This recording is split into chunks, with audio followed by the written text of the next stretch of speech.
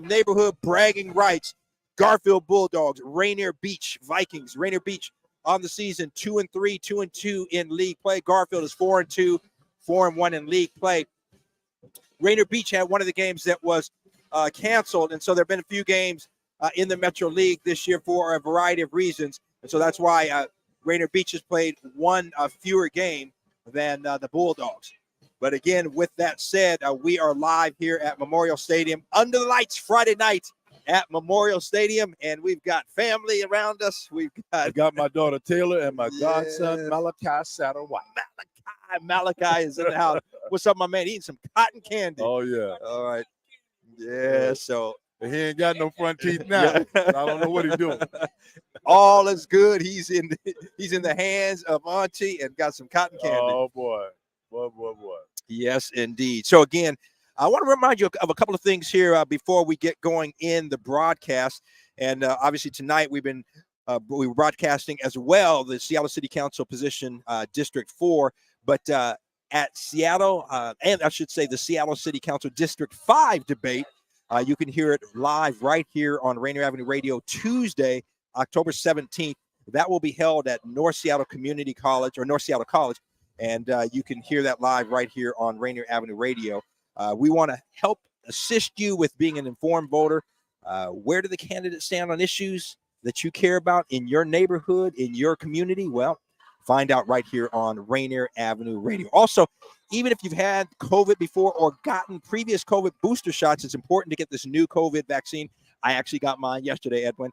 And other than the shoulder being a little bit sore, I'm feeling all right. I wasn't sure, but feeling all right. So it's safe to get the flu shot and the COVID shot at the same time. I chose not to do that, but you can do that. Get both to prevent serious illness this fall and winter. Find a vaccination site near you at kingcounty.gov/vaccines. Well, we are about ready to kick it off here. The Bulldogs are kicking off, and Rainier Beach ready to receive. And deep for the Vikings, number 44 is Oteka Mwamba, and number 5 is Akeem Murph. And those guys can get it done. Boy, your education is incredible. We well, that's a FAMU education. What can I say? Oh my God! Even though I was there for part of 1 year, know, I'm still a Rattler for life, baby. Oh man! All right, and the kicking is going to be fielded by Mwamba at the 5, and excuse me, that was the end. Oh, they got an extra line through there. Yeah. So he fielded it right at about the 1 or 2 yard line, took a step back into the end zone. So that is a touchback, and the Vikings will have it 1st and 10 on the 20-yard line. So again, we are pleased to have you joining us here for game number 2 of the doubleheader here at Memorial Stadium, Rainier Beach, the Vikings against the Bulldogs of Garfield. I'm Rick DuPree along with Edwin Bailey. Oh, I'm happy to be here. Yes, sir. Daniel Bellis behind the scenes running the show. Man, he is making sure the cameras are operating, making sure you can hear us. I tell you what, you talk about an MVP. That's the MVP. Yes, sir. Yes, sir. As they say down in Savannah, Georgia, he is the man. The man. The man. All right. So there's some discussion on the field, the officials with Corey Sampson. I'm not exactly sure what the call is. Sampson not pleased with it, kind of shaking his head, pleading his case at the 20-yard line. They're moving the ball back to the 10-yard line. Yeah. And let's see if it's going to be 1st and 10 or 1st and 20. Actually, it looks like it may be going inside the 10-yard line. We have not had any kind of indication from the officials, so I don't know what the call is. So let's see if we can find out. What a way to start the game, Edwin. We hope the striped shirts are not in the way of the game. Let them play. As involved as they've been for the first 2 minutes. Yeah. Yep. Jeez, so we are waiting. Now the officials, and man, they're spotting the ball.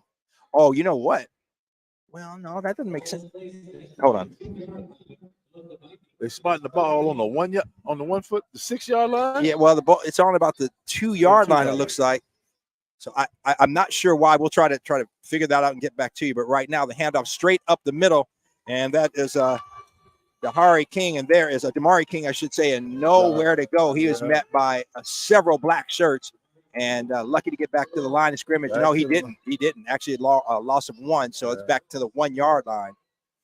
I think, Edwin, maybe what they're saying is the receiver fielded the ball at the 2-yard line, then he stepped back into the end zone. Okay. So that must be what the call was. And That Corey makes Sampson sense. not happy with it. So, yeah, you got to be careful there. I'm pretty sure that's why the ball was spotted on the 2-yard line. And now, after the first down loss of a yard, Rainier Beach has it 2nd and 11 at their 1-yard line. So Garfield has Rainier Beach pinned way down in a hole here. And if the defense can hold, that'll be a big advantage. Man in motion, handoff to the man in motion. And that is Israel Neighbors. And Neighbors breaks the tackle, gets out to close to the 10. But wait, looks like the ball is out, and it is. And the Bulldogs have it. Oh, that's a huge play, Edwin, here at the beginning of the ball game. We're only about 48 seconds into the ball game. A major turnover. The Bulldogs will have it inside the 10-yard line. Oh, I tell you what. Edwin, talk about as far as just a momentum shifter, like something like that. How big is that kind of play this early in the game? Well, it tends to knock the wind out the guys up front, because we're trying to grasp all of the land that we can get and then take it. Yeah. And to have a turnover right there after a pretty good block, a pretty good run. Yeah. And just coughed it up. Coughed it up, Yeah. man. So Bulldogs are going to take over. It looks like they have the ball spotted on about the 9-yard line, and they've got to hustle up. There's only 10 seconds on the play clock. So Coach Witherspoon took a while getting his offense out there. It's at 5 and 4. They make it. Well, let's see if E.J. Kamenong gets it off, and he does. And he's going to keep it. Kind of a mix-up there, but Kamenong, he is going to get about 2, maybe 3 yards down to – well, the ball is spotted on the 8-yard line. Yeah. Actually 7, it looks like. So he gets it down about a yard, pick up to the 6. So it'll be 2nd and goal for the Bulldogs at the 6-yard line. Wow.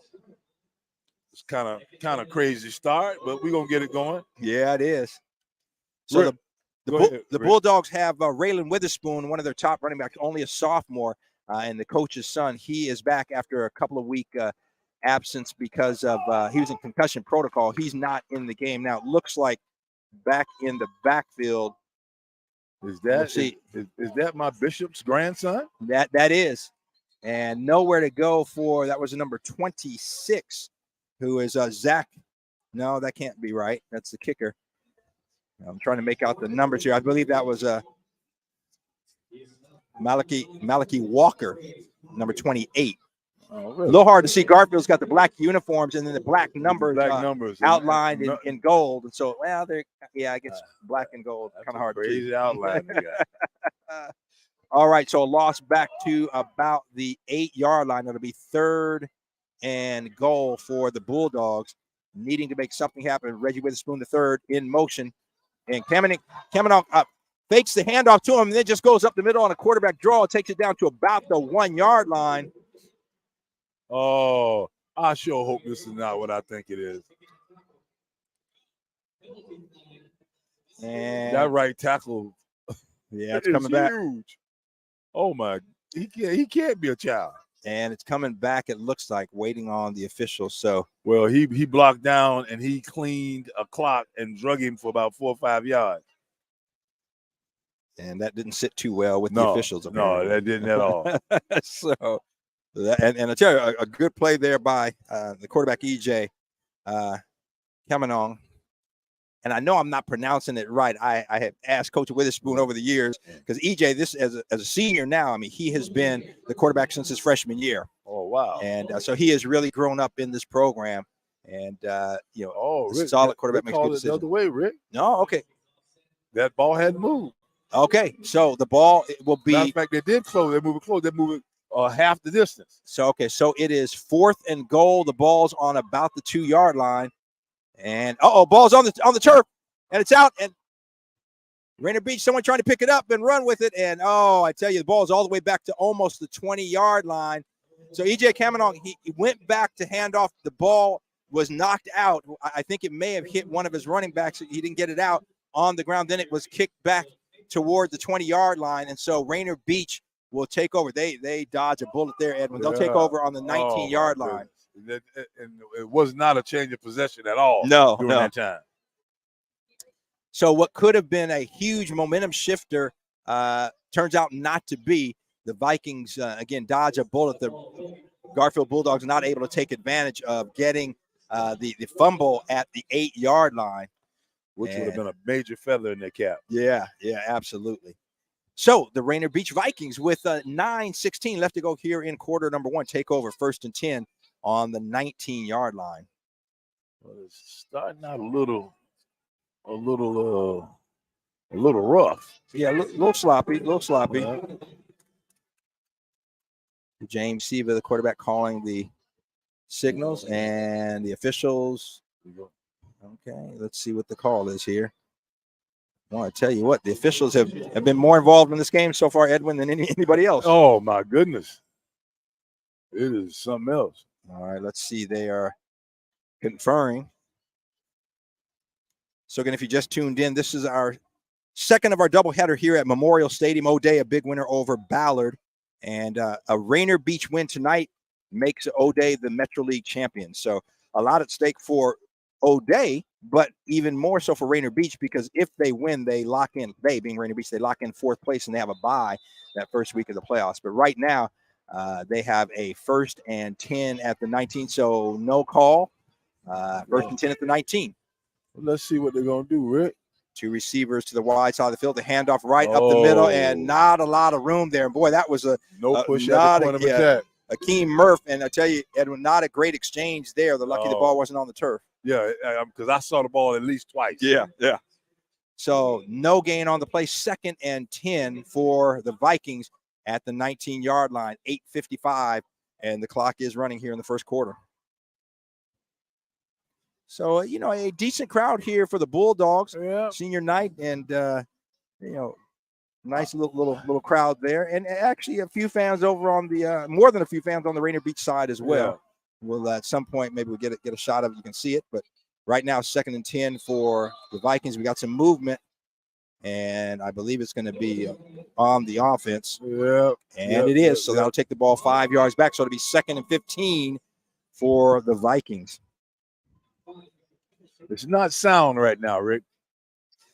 Yeah, it's not sound right now. Yeah, and it's. I mean, this is a big neighborhood rivalry. So right now, I think, nerves and what have you. So it is what it is, and I mean, that's tough, Edwin. And maybe after this next play, you talk a little bit about what it's like. I mean, you have that history both in high school, college, the pros, those big matchups, and how do you calm the nerves? We'll talk about that in a minute. Right now, 2nd and 15, and the handoff to the motion man. And that is Xavier Watkins. Watkins got some. He's on the sideline. He's going. He's going. He's to the 50, the 40, the 30. No one's going to catch him. He's behind. Down. My. Let me tell you. That young man there got a lot of. Woo!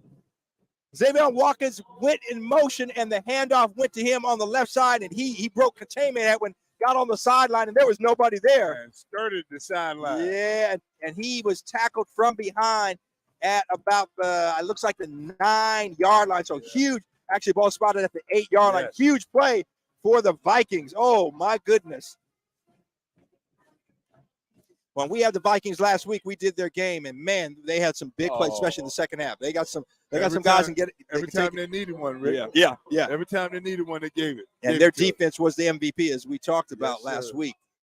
But right now, the Vikings with the ball and motion and another flag. The center butt came up. So, they call illegal procedure on the offense, so that'll back it up 5 yards. Man, Edwin, you cannot afford to do that. I mean, again, not after what you just did. Right. Yeah, I mean, you're there, 1st and goal at the 8-yard line. Now you're backed up to the 13-yard line. That's a tough one. But I do want to get you to comment a little bit. I mean, talk about the nerves and how do you. What are some of the things you did to try to calm the nerves when you had these big games against your rival? From a middle standpoint, try to make it just another game. Because our biggest rival was Beach High School in Savannah, Georgia. And everybody's watching. He's gone. Touchdown. And DeMar King with the that kid can handoff.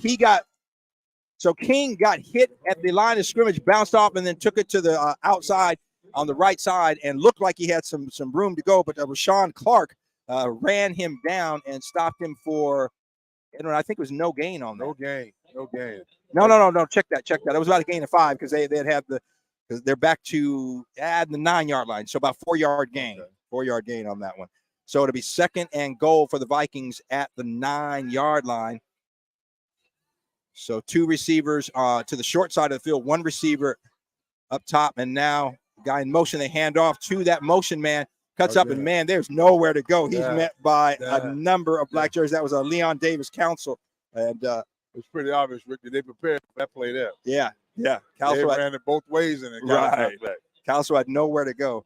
And a similar play that sprung. I'm sorry, I said check. I'm on a check that I gave you the wrong. I was looking at the wrong the roster there. I apologize. That was the same type of play that sprung Watkins, but nothing there for the Vikings on that play. What we got? And that was Mwamba on the carry. Forgive me. So 3rd and goal at the 11-yard line. Siva looking for a receiver. He's under pressure. Oh, breaks containment. He's on the outside. Oh, and a great tackle there. Wow. I tell you what, Edwin, that was an excellent play by one of the Garfield down linemen to make that stop, because there was a lot of room for James Siva had that tackle had not been made. I believe that was trying to see the number of Garfield came to play football today. Yeah, I believe that was big number 74, and I'm not even going to try to pronounce the last name, Edwin. Well, the first, Ledigaga. Let me see it. Yeah. Oh, no. I need a master's degree to say that. So the Vikings will have a 30-yard field goal try. Snap is good. The kick is up, and it's going to be short. Yep, somebody got a hand on it. The Bulldogs dodge a bullet. So both defenses, Edwin, have stepped up and kept the other squad out of the end zone. Yes, sir. When they had a 1st and goal to go. So, oh, my goodness. So 5:15 left to play here in the first quarter, Edwin, and you hope that, okay, the jitters, they get them out now and they can settle down and start to play. We'll see. So the Bulldogs take over 1st and 10 on the 20-yard line with 5:15 to play here in quarter number 1. I think, Rick, from this point on, who plays the best football from this point? You said it was 5:15? Yep, good point. From this point on. So coming on in the gun. 2 receivers to his right, 2 to the left, the handoff. No, Cameron keeps it on the left side, breaks a tackle, breaks another tackle. He's at the 35, the 40, across the 40. And EJ coming on with about a 21, 22-yard run there. And I tell you what, as I said, Edwin, we've seen him since his freshman year, and he has matured and running with a lot more confidence. Just looks like he has more command of the offense. Yeah, it looked like his balance has gotten better. Yeah. Because they could knock him off his feet and save their life. Yep. So 1st and 10, that was a 21-yard pickup to the 41, 1st and 10 for the Bulldogs. And kind of 3 receivers on the left side, all kind of right there at the hash mark. See if he puts anybody in motion. He doesn't. Oh, snap is high over the head. Coming on, just gets on it. That was a good play. He just got that big loss back to the 25, a loss of about 15 yards, but they lived to see another down. Another snap. Man. Oh, there's a lot of little hiccups in here. Yep. A lot of little hiccups. And we've talked about that, a lot, Edwin, and we see in prep football, quarterbacks 9 times out of 10 not lining up under the center, and that kind of short snapper has to be accurate, and that one was over his head. They just got a sideline problem. So now flag down, and Coach Witherspoon takes his headset off. He's making a point to the referees, and I think what they're saying is that, like you said, too many players. So they pick up the flag. It doesn't look like it's going to be a. Yep. Witherspoon talking. I see him pleading his case with the official. Yep. I don't know, man. Yeah. So I think Witherspoon shaking his head. He's not pleased with the result, but no call on the play. So it will be 2nd and about 25 to go. Snap is on the money this time. Cameron's got a receiver out. He's got a holding call. Witherspoon, and nowhere to go. So Reggie Witherspoon, the 3rd, caught the pass at about the 25. A loss of a couple yards. Got a holding call, Rick. Yep. So that'll go back. If I'm Corey Sampson, I'm declining it because you got 3rd and 25. Yeah. But he may want the 10 yards, get him that much closer to the to their end zone. Let's see. Okay, yeah, it is declined. So it'll be 3rd and 25 balls at about the 20, 23, about 24 to go. Balls at the 27-yard line, and the Bulldogs have to get to the Viking 49-yard line. So 3rd and a long way to go. They just had some wholesale changes. They better make sure them numbers is right. Yeah. And yeah, I see the official counting the number of players in there, making sure 13 on the play clock. So the Bulldogs are coming out of the huddle, which, oftentimes they don't. They call it straight from the line of scrimmage. Cameron's got 3 receivers to his right now. Witherspoon. Screen back to the and the receiver was not looking. He was blocking, and he was looking for Rashawn Clark, and Clark didn't know the ball was coming his way. Yeah. So that'll fall incomplete. So it'll be 4th down. So far, Edwin, nerves, jitters, whatever you want to call it, but not the cleanest game so far. Not the cleanest game, Rick. As a coach, you should be frustrated. As a player, you should be equally as frustrated. Yeah. So 2 men deep for the Vikings. Number 6 is Damari King, and I believe that is number 2, Sir Jewel Glover. And Glover's going to have it at the 38. Eludes one tackle. He's at the 40, the 45. He's at midfield. Takes a shot, and he's down to the Garfield 46-yard line. So fine return there by King, or rather by Glover. I'll tell you what, they're doing some good covering out there. Everybody must be working on special teams. Yep. That is a good point. So the Vikings with 3:34 left to go here in the first quarter. No score. And the Vikings have the ball 1st and 10 on the Bulldog 46-yard line. Rick, I got to say, give a shout out to my sister, Miss Melissa Ernest, and my brother, Tyler Ernest. Yes. Let them know that I love them. Receiver looking to his left. He's got a receiver, passes high, great coverage there. And ball falls incomplete. So nothing doing there. That was a good effort by the receiver. Yeah, it was. He went up, tried to grab that. Try and get that out there. That was Xavion Watkins, was not able to pull it in. Watkins, only a sophomore, 5'9", 175 pounds. Wow. So 2nd and 10 at the 46 for the Vikings. And again, Edwin, if we had to pick an MVP so far, I would say both defenses have kept the opponent out of the end zone in situations where at least should have been 3 points. And right now, no score. It is 0-0 here with 3:28 left to go in the first quarter. Both of those groups have been quick stopped. Out. And we're going to have a hole. Probably that was Mwamba. So the quick screen to Mwamba on the left side there. And flag went out immediately. And it's either going to be a hold or a face mask. Yeah, normally it's a face mask. Let's see what the call is. Waiting on the officials here. And it looks like he's indicating hold. The head official talking to another one, but we're still waiting on the call. It looks like it's going to go against Rainier Beach. Like you're talking to my godson. He want to know why I'm talking to him and not talking on the radio.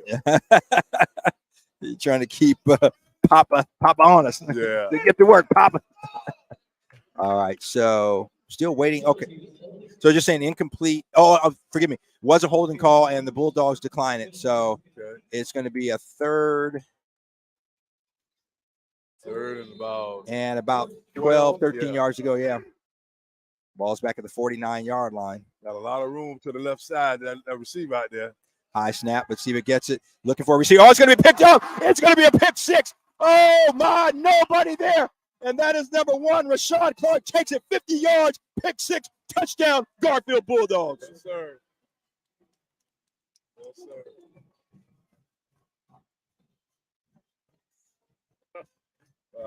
My daughter, she's a Garfield alum. So she's loving it up. She's up there clapping. People are going to get on me. I have my Bulldogs cap on.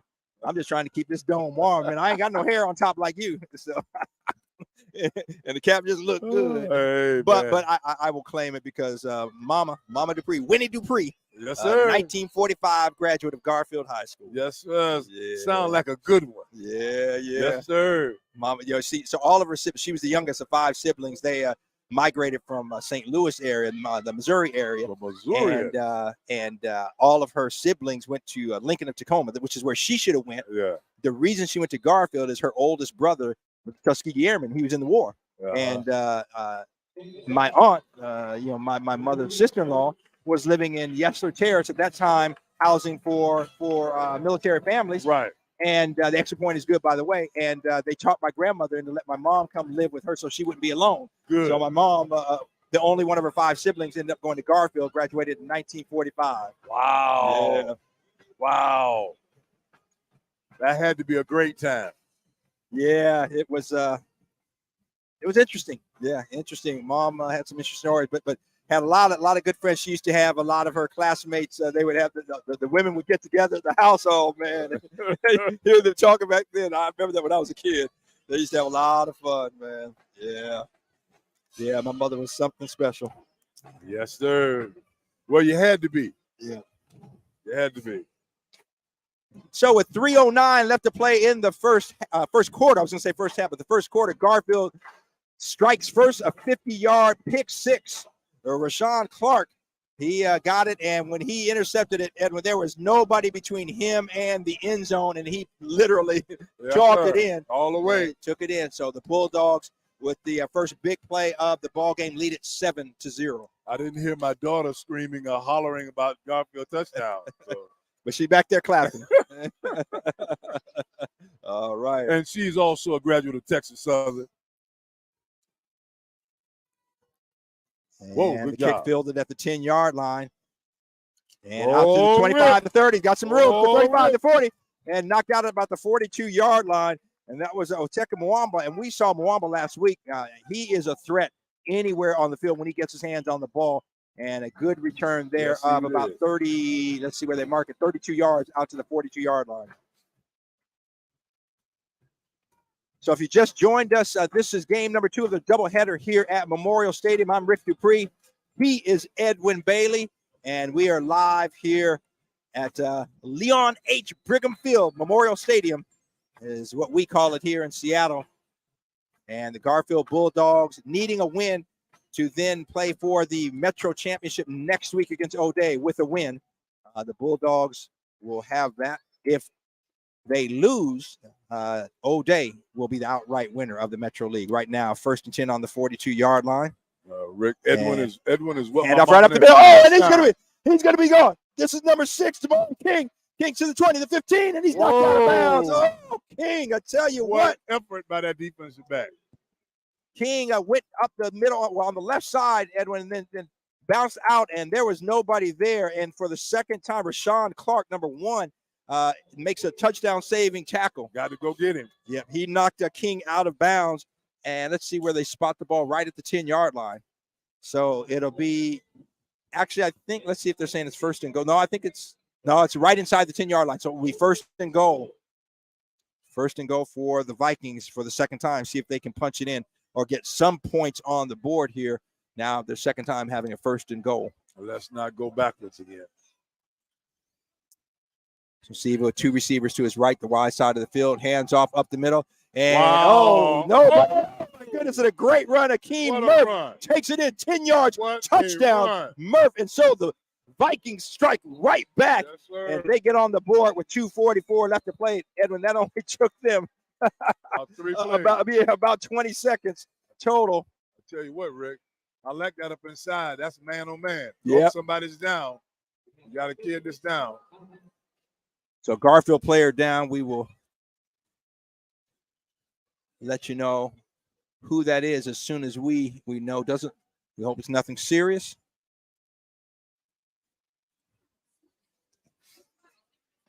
Boy, so the Vikings come right back. The Bulldogs with 3:09 left to go had the pick 6, and now at 2:44. So what is that? That's 16, about 25 seconds off the game clock.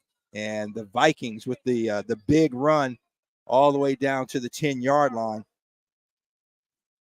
And again, a right. Bulldog player on the turf, and they're tending to him. Yeah, I hope he's all right. So we're waiting to see. Still on the turf, and they're taking a look at. Looks like the right on. He's up on his own strength. So, okay, nothing serious there. That's you like to see that, Edwin. Yeah. And jogging off on his own power. So, still trying to make out the number. I tell you, these numbers are hard to read. Or maybe it's just that, my eyes are 61 years old. I don't know. or maybe a combination of both. If yours is bad, mine should be closed.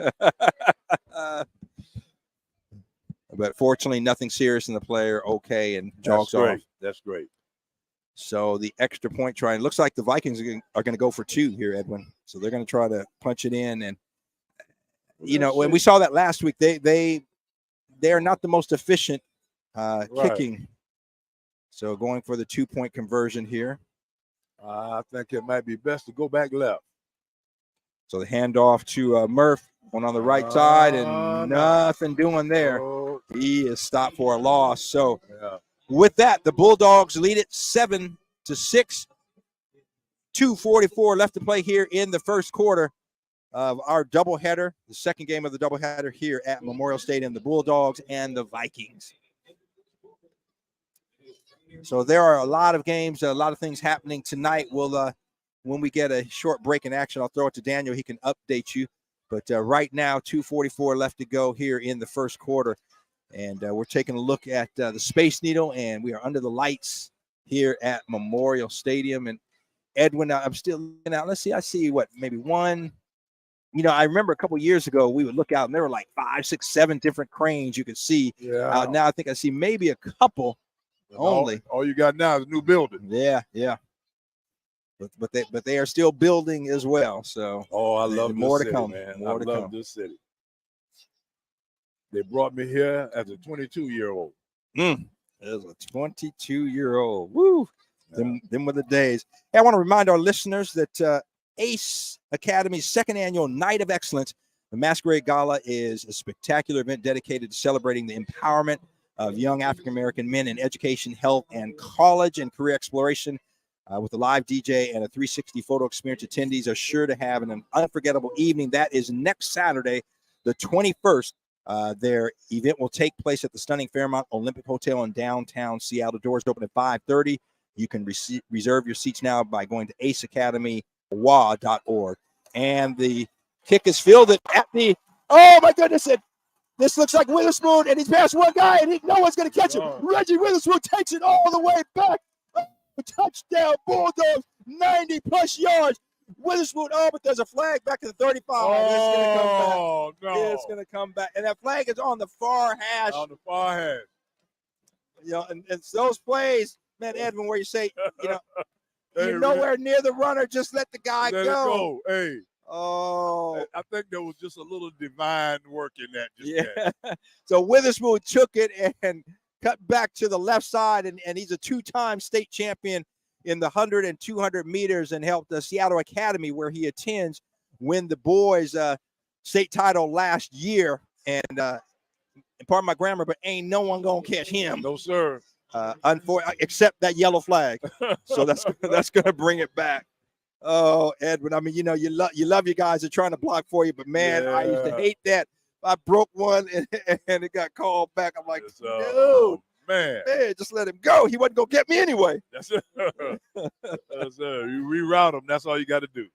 So the hold happened at the 35-yard line. So the ball is going to come back to the 25-yard line. Where are all these people coming from, man? Yeah, more fans they're still coming entering into the stadium here. It's almost halftime. I'm seeing a lot of students. I'm seeing some of the students from Seattle Academy that I recognize.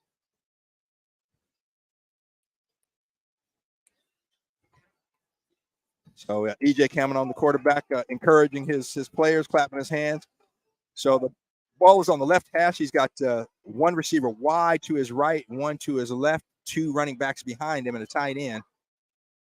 Oh, he's got a wide open man up if he can get free. And the handoff, and that's Raylan Witherspoon, cuts it Cuts out. Raylan break to the outside. He's to the 30, the 35, and knocked out of bounds. So Raylan Witherspoon, tell you what, as I said, he spent the last 2 weeks in concussion protocol, but talked to him earlier this week at school. He said, I don't know, I'm back and I'm ready. Yeah, he looks like it. Yep. So the younger of the two Witherspoon brothers, only a sophomore, but he can get it done. And wait a minute, now they're bringing the change. Okay, they're saying he was so not a first down. Forgive me. It is. He was knocked out of bounds at the, looks like the 33-yard line. So it'll be 2nd and 2, an 8-yard pickup on that.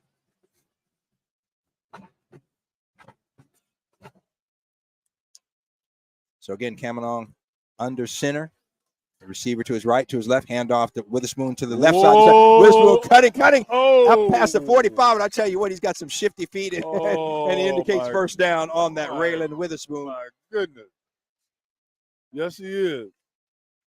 So he was kind of picking and choosing where he was going, took it on the left side there, Edwin, then cut it back up the middle, and was at the second level in a hurry. Man, Ricky run with a lot of confidence. And the thing of it is, that's a little weird.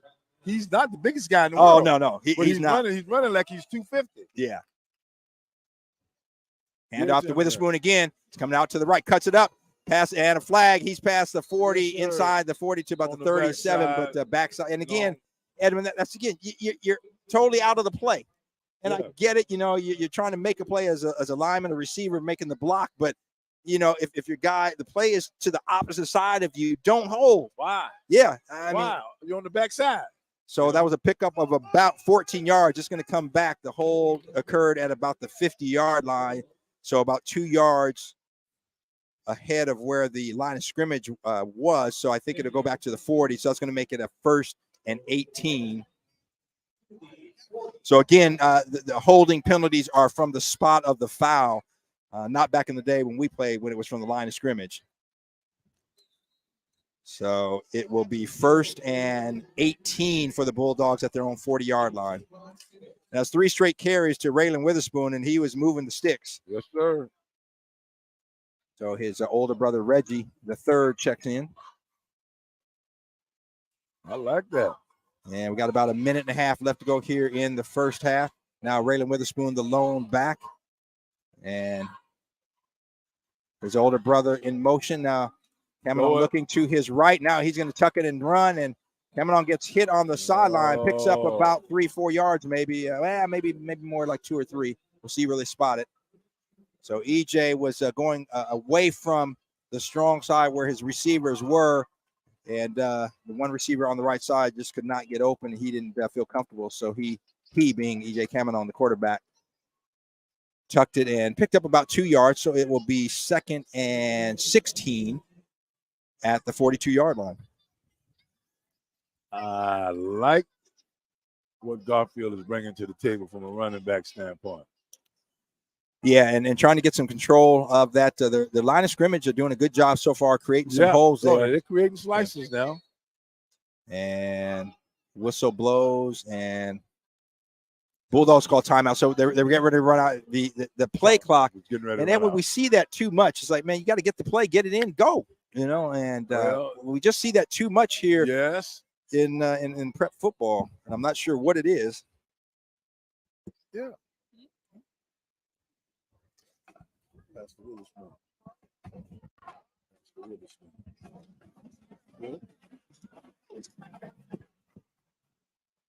So we've got a minute 19 left to play here in the first quarter. Garfield leading Rainier Beach by a score of 7-6.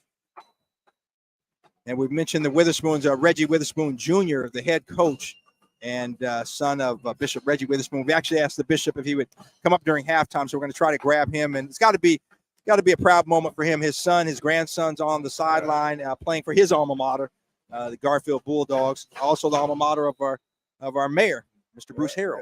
Bruce Harrell. I'm wondering, do the guys get their athletic ability from the Bishop? Well, from the mother side as well. Witherspoon gets it. Don't tell him I said that. Witherspoon gets it and caught for a 2-yard loss back at the 40. Nowhere to go. A couple of Rainier Beach defenders there. So it will make it 3rd and 18.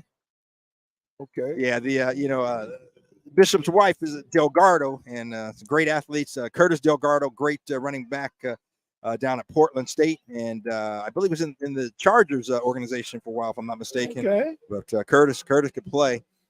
But I think both sides of the genes will say. Okay. Go take blame for it. Yeah. So EJ looking to his right, and he's got Rainier Witherspoon. Witherspoon makes one guy miss across midfield, spins, still on his feet, and lunging forward. Goodness. To about the 46-yard line. And I believe that was, check that. Was that? I believe that was Rainier Witherspoon coming out of the backfield.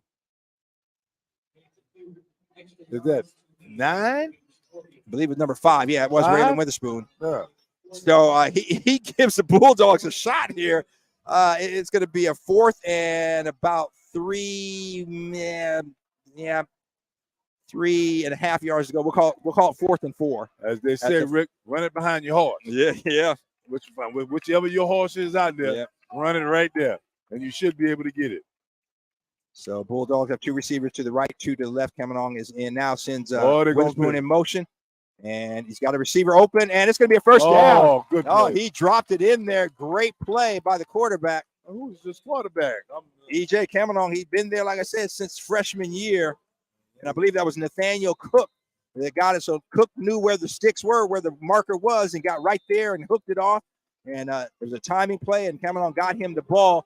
And that's going to do it for the first quarter of action with the Bulldogs leading the Vikings by a score of 7-6. I'm going to throw it over to Daniel Bellis. He's going to update you on some things going on, and we'll be back in just a moment with second quarter action right here at Memorial Stadium. Yep, Rainier Avenue Radio, your community radio station. Lots going on in the Metro League tonight, and as you can see, we actually redid the math, if you will. Rainier Beach can clinch a playoff bye with a win tonight, but they also need Seattle Prep to lose, and you know what? That's actually not happening. Seattle Prep is leading Eastside Catholic 21-0, according to a report that we have with second quarter with 3 minutes left.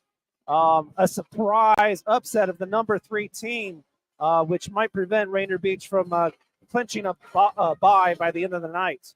Also, O'Day dominating win earlier on over Ballard, 55-21. Bishop Blanchette is pitching a shutout over Lincoln, 17-0. And I believe we're starting our second quarter now. All right, so the Bulldogs have it. 1st and 10 on the 40-yard line. Coming on to Witherspoon. Witherspoon cuts it up. He's past the 30. The 25 makes a move. And it's off to the races to the 20, the 10, the 5. Witherspoon taunting touchdown. Rainier Witherspoon, 40 yards, 6 points. You got to love it. Hey. Oh, my.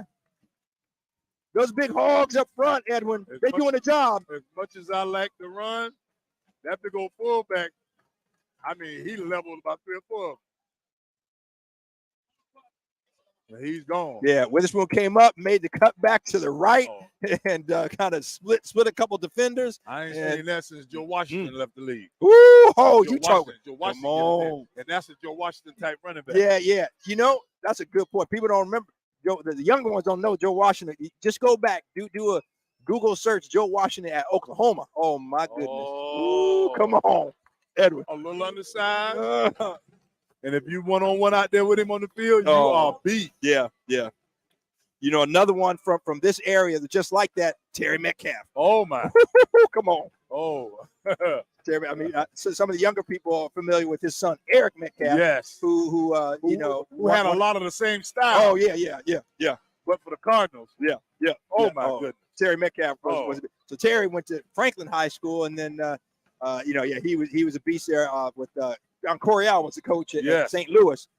And I tell you what, and then also congratulations to Eric Metcalf. He has been nominated to be inducted in the Hall of Fame. But I don't know. I've got to go back online to see if he has been selected or it was just a nomination. I'm not exactly sure how it works, but he I believe at least has been nominated and certainly deserving. He had a great career as a return man in particular. But I'm just so like his dad Terry, so versatile and could run, could catch, could throw the ball. Was a return man. Just an all-around great athlete. I used to call to frustrate my younger brother, Terry. Yeah. I used to call him a cowboy killer. Cowboy killer. He used to do it to him, man. Yeah. So Rainier Witherspoon takes it in from 40 yards to give the Bulldogs a 14-6 lead. And the kick is high, and it's going to be fielded at about the 10-yard line. And to the 20, 30, the 33-yard line, and that is Oteka Mwamba. Takes it all the way out to the 33-yard line. So a return of about 23 yards, giving the Vikings good field position as they start at 11:39. So we're just into the second quarter here. Sure. And electrifying run by Raylan Witherspoon to put the Bulldogs, to extend their lead from 7-6 to 14-6 now. The Bulldogs lead it. Yes, sir. And again, reminding our listeners, Edwin, a Rainier Beach win means that the Vikings will be in fourth place. They will have a first-round bye as they go into the playoffs, and O'Day will be the outright winner of the Metro League. A Garfield win means that the next week's game between the Bulldogs and the O'Day Fighting Irish would be for the Metro title. Actually, we did the math on that one. Beach can clinch a playoff bye by the end of the night if they win, but Seattle Prep has to lose. Got it. Thank you. Thank you for that clarification. That's why you're the man. That's right. Go to the man that has the information. Yes, sir. You know. You will not leave here not knowing. So the Vikings now have a 1st and 10. There was a penalty tacked on to the return, so they have the ball 1st and 10 on the 48-yard line, just a couple yards shy of midfield. See the motions. Movement. And some movement there. So it's Sir Jewel Glover going in motion, and one of the outside linemen there looked like moves. Yep. It's going to be on the offense. A little movement. And you can't have that movement. Oh, I even stopped breathing. Yeah. So it will be 1st and 15 for the Vikings at their own 43-yard line.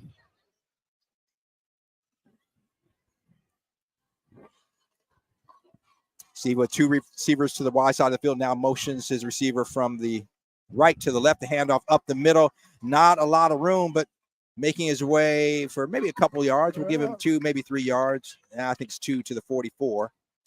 And I believe that, again, was Mwamba. 3rd and about 14. So clock moving. We are just here at the start of the second quarter. Garfield leading Rainier Beach 14-6. I'm Rick DuPree, along with Edwin Bailey. Daniel Bellis running the show behind the scenes so that you can hear and see the action right here on Rainier Avenue Radio.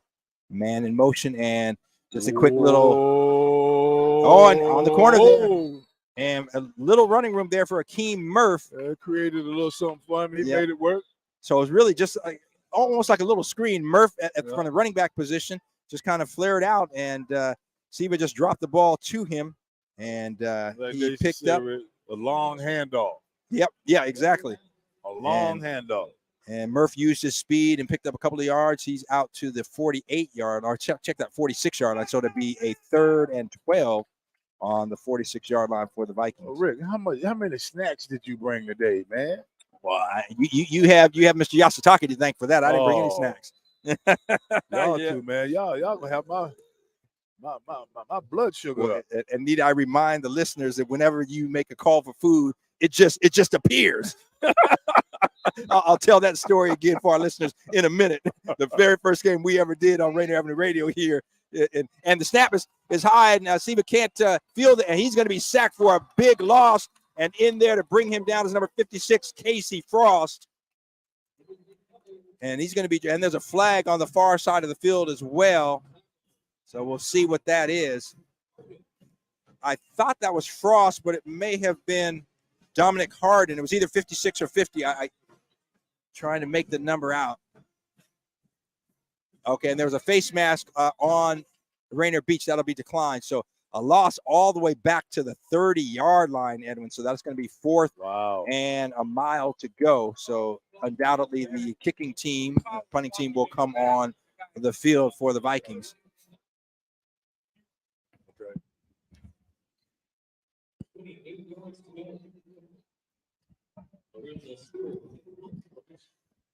So the Rainier Beach punter at the 20-yard line and deep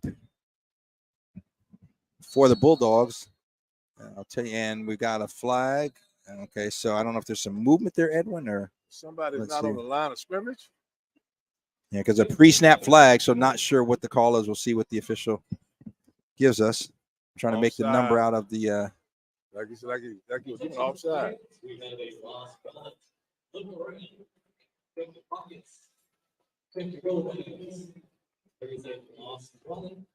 So the officials conferring, and now they're saying motion on the offense. So to go back another 5 yards to the 25-yard line. Tell you what, Rainier Beach is going the wrong way and digging themselves in a hole. And Edwin, I'm trying to make the number out of the deep man here for the Bulldogs. I can't see the number. He hasn't turned our way yet. I think that is Reggie Witherspoon. Does it look like a number 1? It's either number 1 or number 3. Number 1 would be Rashawn Clark. Number 3 would be Witherspoon the third. So we will see. We'll get that to you in just a moment. Yep, it is. Witherspoon is deep. Now he's at the Viking 45-yard line. So, again, the Vikings they need to punt it a little deeper than that. Yeah. So, good snap. The kick is off. It's going to be a short kick. Watch out. And it hits at the 35-yard line and bounces into the hands of Viking at the 36, 37-yard line. So, not much gain there, man. I might have gone for it. Going for it would have been better than that. Been better. Yeah. That's the one thing I want to talk about, playing under Don James, and there was so much emphasis on every facet of the special teams play. And he used to say, games are won and lost there.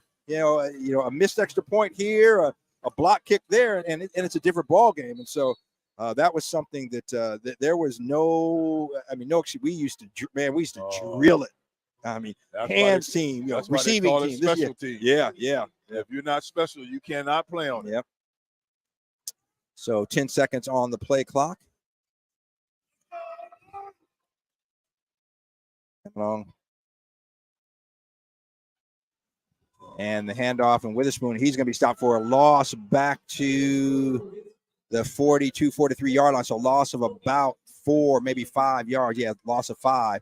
Witherspoon got the handoff there going to the right side, and there was nowhere to go. No.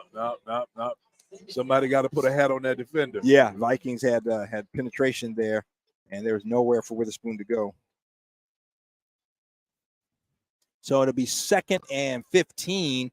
Ball is on the 43-yard line of the Vikings for the Bulldogs, and Garfield leading at 14-6 with 9:45 left to go here in the first half. And if you're just joining us, O'Day a big winner over Ballard in game number 1. And a Rainier Beach tonight would mean O'Day the outright winner. And the handoff, and that is to Rashawn Clark going around the left side. Rashawn Clark cuts it up inside the 40, falls forward to about the 38. He's close to the original line of scrimmage, maybe about a yard shy. So it'll be 3rd and about 11 to go for the Bulldogs. Balls at the 39. That was a pretty good play. Yeah. Clark saw an opening there and cut it up and got some positive yards. Became a north and south, not an east and west runner. Yeah. Now, I do have to admit, Edwin, in my days, I was probably known more as an east and west runner. Trying to break it, but hey. Coming on, looking to his right. He's got now steps up. He's got a receiver deep. He's looking for Witherspoon in the end zone. And just off the fingertips of Reggie Witherspoon the third. He had a step on the defender. He was running now. Yeah. He was running. He looks to be pretty comfortable as a receiver. Yeah. No, he definitely is. And with that kind of speed, you want him on the outside where he can utilize that speed. A flag, Edwin, back at the 49-yard line. And usually back there, it's a hole. Yes, sir. So let's see what the call is. Again, if I'm Corey Sampson, now you got a 4th and 11 at the. That's a personal foul. So that's going to be a big one. Yeah. That's going to be a 15-yarder, I believe. So let's see where they spot the ball. So personal foul on the Bulldogs. And I think they'll march off 15 yards from the line of scrimmage. So that'll take it, That's going to take it back across midfield to the 46-yard line of the Bulldogs. So they'll have a 3rd and a long way to go. I'm not even going to try to calculate it out. What is that? They're at their own 46, and they got to get to the Rainier Beach 29. So what is that? That's about a mile and a half. 24, 25 yards to go. So 3rd and 25. Let's see what they're going to do, Rick. So the Bulldogs got 3 receivers split wide to the right, which is the wide side of the field. Ball's on the left hash. And lone receiver on the left side now, he comes into the backfield talking to the quarterback. And now going back out. I believe that is so personal foul. The official kind of motioning to the Garfield sideline, letting you know what the call was.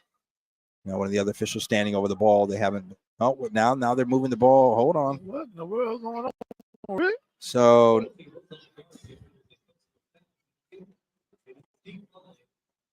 Oh, okay. So the penalty was declined by Rainier Beach. And I was saying, you weighed which do you want to do? Yeah. And Corey Sampson says, I don't want to give the Bulldogs with the speed that they have. I don't want to give them another chance. Look. Yeah. But it's still, they're going to go for it. 4th and 11, and they're inside the 40-yard line. So I might have taken the penalty there, Edwin, and taken the 15 yards and taken my chances in contrast to giving them 4th and 11. I like 3rd and 25 better than 4th and 11. But hey. I'm not on the sidelines. Hey, we don't know him. So the Bulldogs, 3 receivers split wide to the right, 1 to the left. Single backer is Witherspoon, and now he is in motion. And big pressure. They're doing a screen. Oh, a great play, but I believe that was number 8, if I'm not mistaken. Ray Proctor came up for almost got it. Man, for the Vikings and laid a shot on the receiver, and a gain of about 7 yards, but still short of the first down. So Rainier Beach will take over 1st and 10 on its own 33-yard line. 8:42 left to go here in the first half.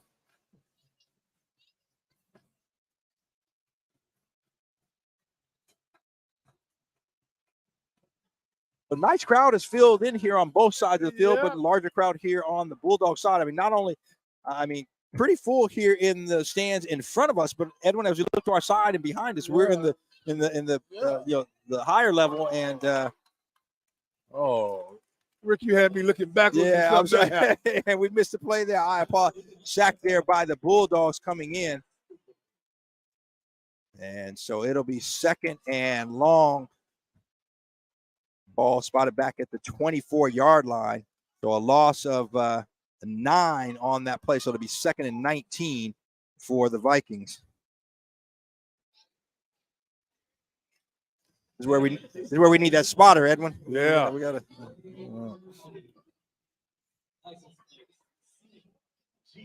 So 2nd and 19 to go for the Vikings. Clock is ticking. Just under 8 minutes to play. Now the officials blow the whistle. Yeah.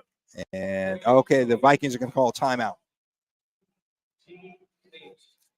So, Edwin, with that, let me remind our listeners that the Seattle City Council District 5 debate will be held at North Seattle Community College on Tuesday, October 17th. And guess what? You can hear it right here live on Rainier Avenue Radio. You can also go out there, 9600 College Way North, and that's Seattle 98103. Rainier Avenue Radio wants to assist you with being an informed voter. So where do the candidates stand on the issues that you care about? Yeah, listen right here on Rainier Avenue Radio. Also want to remind our listeners that even if you've had COVID before or you've gotten previous COVID booster shots, it's really, really important to get this new COVID vaccine. New strains are out there. It's safe to get the flu shot and the COVID shot at the same time. You can get both to prevent serious illness this fall and winter. Find a vaccination site near you. Go to kingcounty.gov/vaccines.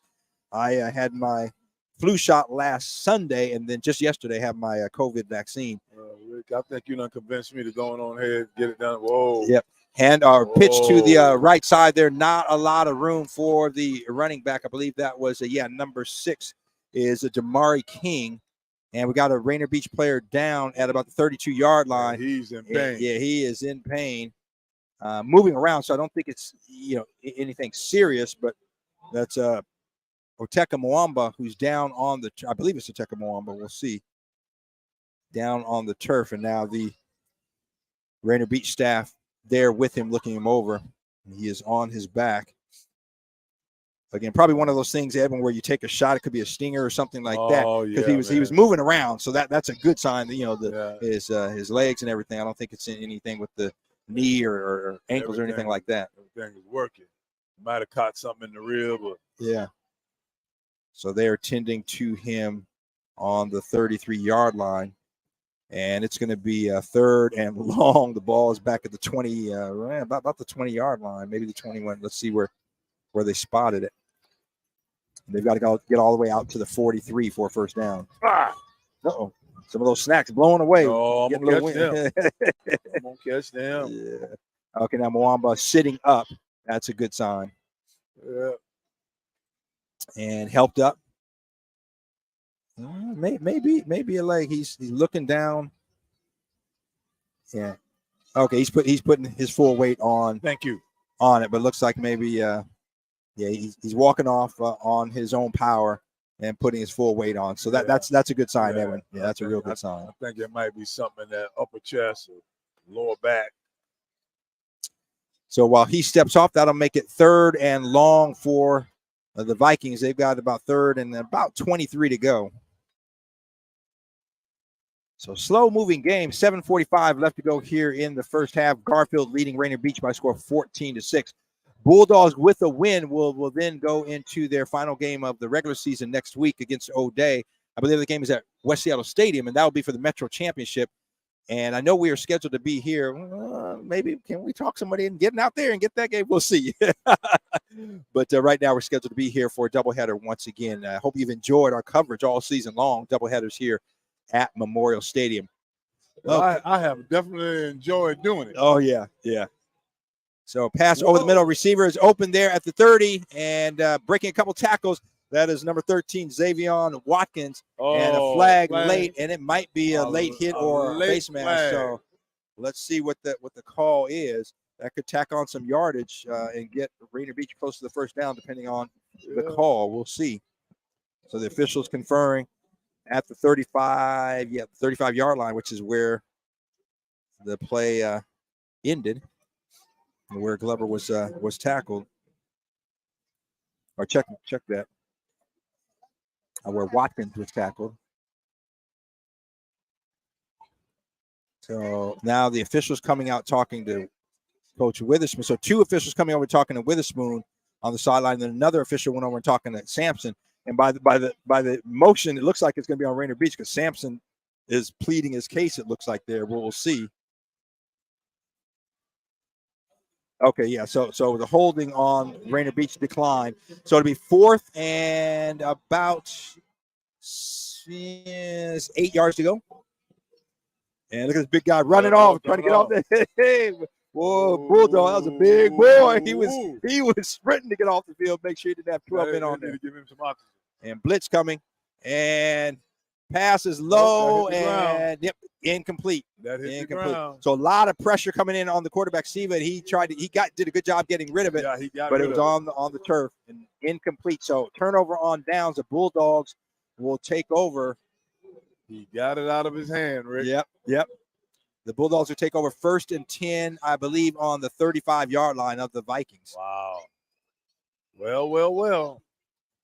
My way of doing things. Rick, I think I'd have to go for the end zone right now. I want to see what they're going to do. Yeah, why not? You have nothing to lose. You're up 14-6. You're in great field position. And number 4 right there looks like he can run, or is that number 1? Yeah, I believe that's number. Yeah, that is number 1, and he's showing Rashawn Clark. He's showing us. What in the world are they saying something to the official? Okay, a flag, a pre-snap flag, and so some questions here. I don't know. Reggie Witherspoon III talking to one of the officials, trying to find out what's going on. And now the official coming back to the sideline to talk to Coach with that. Looks like he's picking up the flag, and I think they're going to wave it off, Edwin. So, yeah. I was trying to hear Lamar Hurd on the PA system. I was trying to hear what he is saying. I'm not sure. His take on the business. Oh, no. There is a penalty there. They're going to march off. Okay, they're marching off 5 yards. So it must have been some movement they saw there, and they're marching it off. And Edwin, okay, I'm going to have to tell the folks. You opening up some food here, brother. Hey, man, my wife loves me. Yeah, what she got there? Okay, I may have to sneak some more. No, you can't have none now. I know. Okay. Yeah, I'm looking. He's got a receiver at the 28, and that's Clark. Again? No, that was Clark, and all the way down to the 25-yard line. So I think that's going to be a first down. Yep. So Rashawn Clark found a gap in the zone there and was able to get open, and Cameron got the ball right to him. And what I like about it, Rick, that was all hands catch. Yeah, absolutely. All hands. So 2 receivers to the wide side of the field, handoff up the middle. Raylan Witherspoon bounces off of one tackler, going outside and hitting, and kind of gets through a couple guys and maybe a gain of a yard and a late flag. There might be on Rainier Beach. Let's see, and I think so Witherspoon down. I'm trying to see where Witherspoon went. No, he got up. He did get up. Okay. Yeah, he spinned and got right up. Because he took kind of limping a little bit on the right leg there, but I think he's okay. He's in. Now the officials on the sideline conferring. Ooh, I tell you, Edwin, there's been a lot of calls here. Hey. So waiting on the officials to see 6:51 left to go here in the first half. I would like to get home before midnight, but we'll see. We'll see. Looks like you got some waffle fries there or something. No, let me close that up. You're looking too close. No, they're looking and smelling good. Worse than my brother. I always got to share with him. Yeah. Okay, so personal foul, at the end of that play on the Vikings. So that's going to be a big one. 15 yards. That's going to take it in. Let's see. Boy, just shy of the 10-yard line. Looks like they're going to spot the ball on about the 13. Yeah. Let's see. Yep, spot the ball on the 13-yard line. So it'll be 1st and 10 for the Bulldogs on the 13-yard line. Kavanaugh's got 2 receivers to his right, 1 to his left now. Clark in motion. They hand the ball off to Clark. He cuts it up, looking for some room, breaks a tackle. He's inside the 10, down to close to the 5-yard line. So Rashawn Clark making something happen there when there was not a lot of room. But Edwin, I see a yellow flag on the turf once again. Man. Back at the 15-yard line. So more than likely this one's coming back. Yep, hold on the Bulldogs. Out on the edge. Yep. So from the spot of the foul, that's going to go back to the 25, if I'm not mistaken. Let's see. Yep.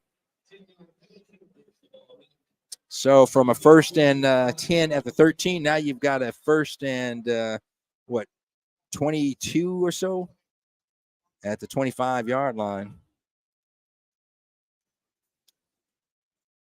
Wait, hold on. Let's see where they're spotting it now. They're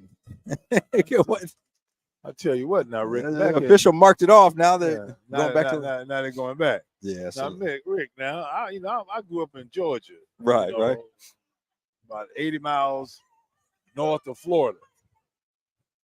And I'm gonna tell you, man, this time of year here, you got people like they down there. Yeah. The way they dress that here. You're right. And I know it's about 30 or 40 degrees here. Yeah. So they actually mark it off from the line of scrimmage, so the ball's on the 23-yard line. They'll make it 1st and 20. Okay, let's see. I'll go up top, Rick. So Witherspoon in motion. Receiver caught it and hit at about the 12-yard line. So kind of just a post route. Right, and I'm trying to see the number of the receiver. I believe that was number 9. Number 10. Okay, Devin coming along. So brothers connecting there. Now the screen to Raylan Witherspoon. He's on the outside. He's got one man to beat, and he's hit and knocked down at about the 6, maybe 7-yard line. So short of the first down, it's going to be 3rd and about 4 to go. I'll tell you what now, Rick.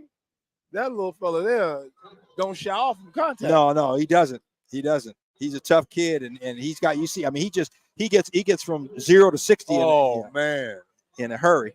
Hey, like a Porsche. So 3 receivers to the right, high snap, handoff to Witherspoon. Witherspoon up the middle, and he's close to the goal line. He's going to have the first down. Yeah, he's down on the 1. Yep. So the Bulldogs knocking on the door once again, leading at 14-6. And look at big number 54 coming in, Edwin. Oh, my goodness. That is a big man, Troy Vagay. Hey, if I had a child on defense, I'd have to call timeout and get him up the field. Yes, indeed. Right. So we've got a Rainier Beach player down, sitting down. I believe that looks like it is number 8, Ray Proctor. He's sitting up and now getting some help up. And looks like he's okay walking on his. Yeah, I believe he was cramping. Yeah, yep.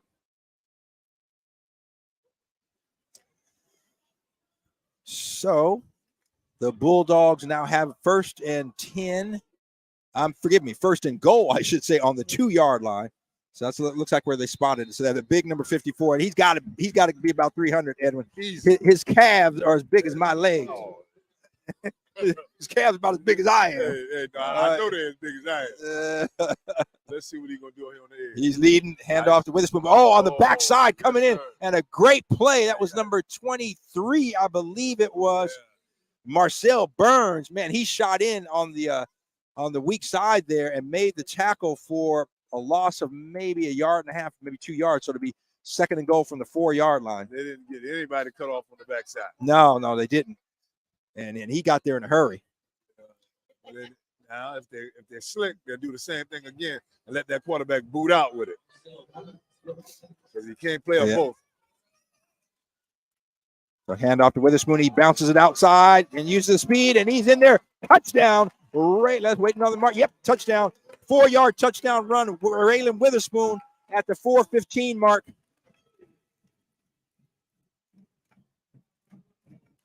His second touchdown of the night, Edwin. The first one was a 40-yarder. That one 4 yards to give the Bulldogs a 20-6 lead with 4:15 left to go here in the first half. Oh, boy.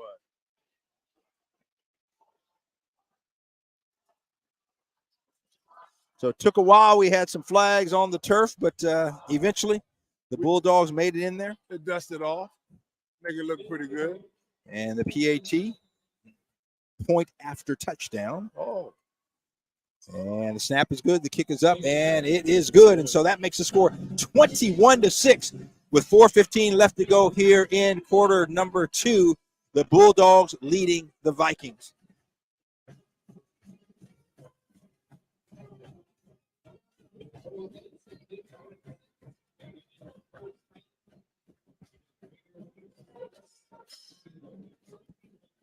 Tell you what, we're going to throw it to Daniel Bellis to update us on some scores around the city.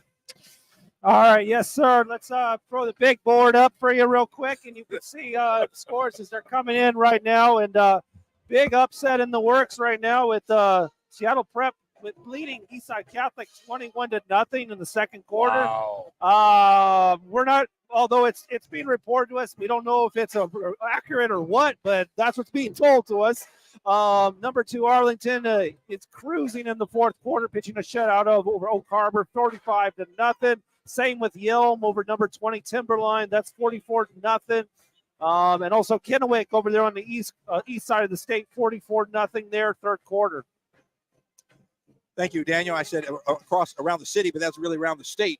Some of the things going on. And right here at Memorial Stadium, Garfield leading Rainier Beach 21-6, 4:15 left to play in the first half. First game of our doubleheader, O'Day, a big winner over Ballard. Edwin, and I'll tell you what, a huge game in the soon-to-be defunct Pac-12.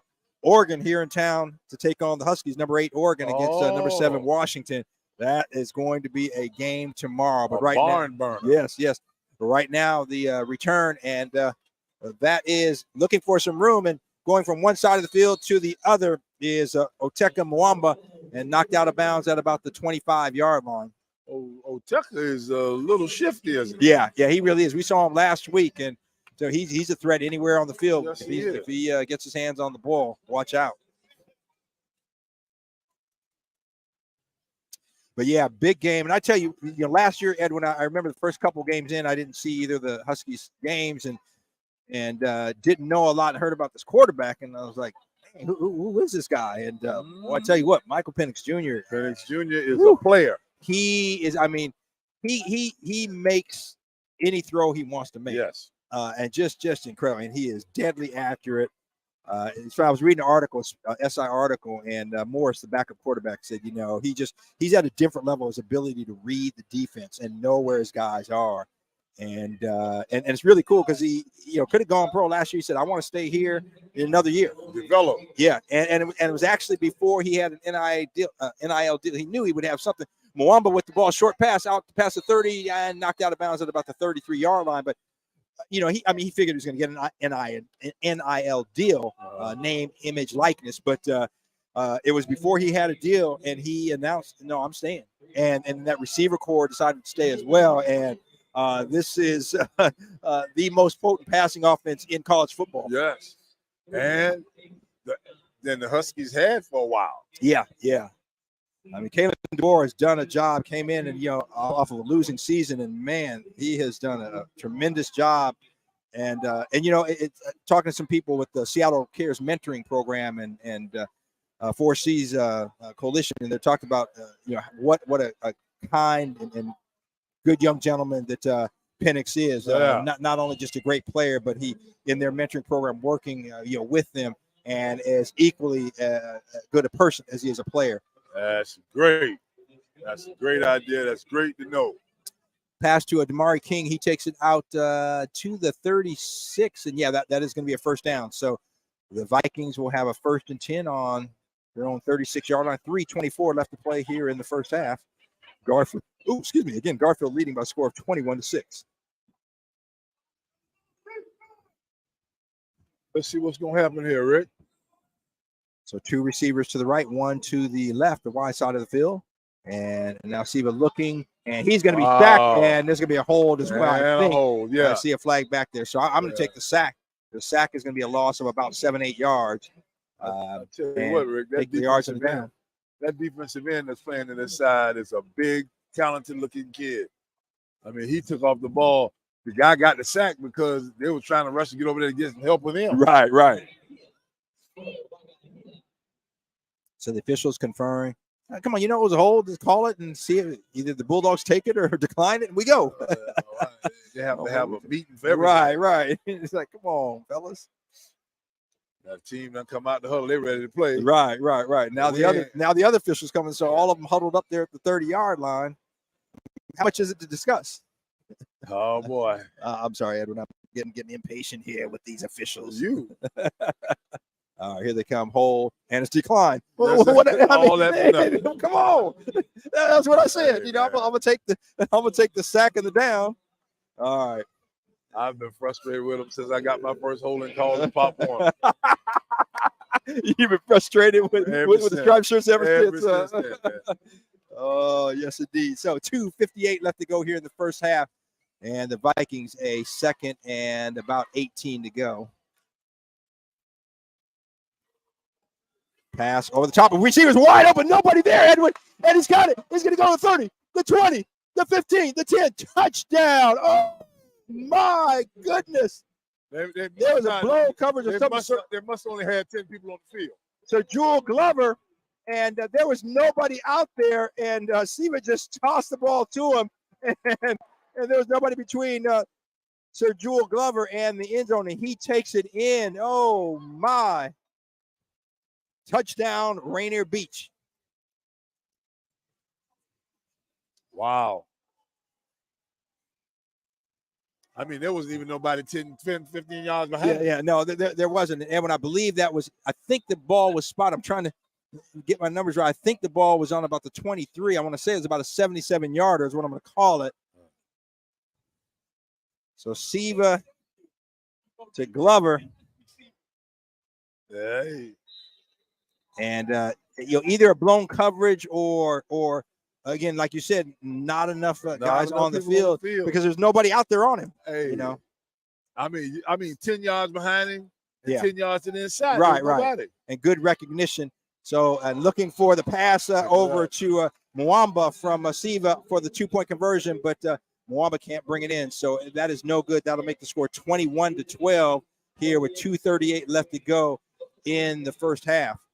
So big play there from the Vikings to be back on the scoreboard. But yeah, Edwin, this is it's late in the season now. That's their problem. They've got to figure out, and that is they've got to be able to kick the ball. They've got to be able to kick an extra point, or design some kind of short yardage plays.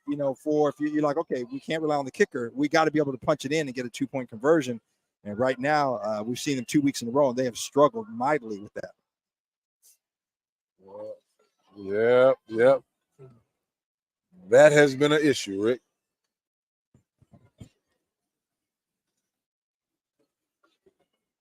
Oh, excuse me.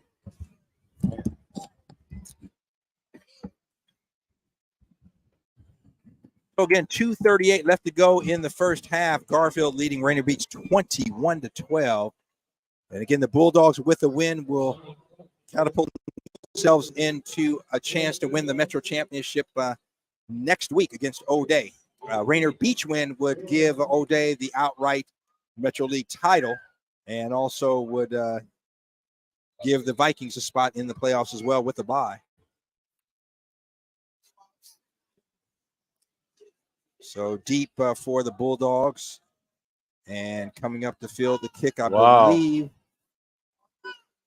To the 25, the 30, the 35, the 40, and that's Raylan Withers for one man to beat. No, check that. That's Rashawn Clark, and Clark's going to take it all the way back. Touchdown, Garfield. Rashawn Clark, his second big play of the game. No yellow flags on the field. That is a touchdown, ladies and gentlemen. Rashawn Clark taking it back 80-plus yards, and he kind of delayed a little bit. Center step start opening. Man, he hit that hole. Woo! That's what you just said. You got to stay in your run lane when you're covering them kicks. Yeah, you do. Yeah. You're so excited about wanting to get out and make a hit. Right. Yeah. And you're creating more havoc than you're causing. Yeah.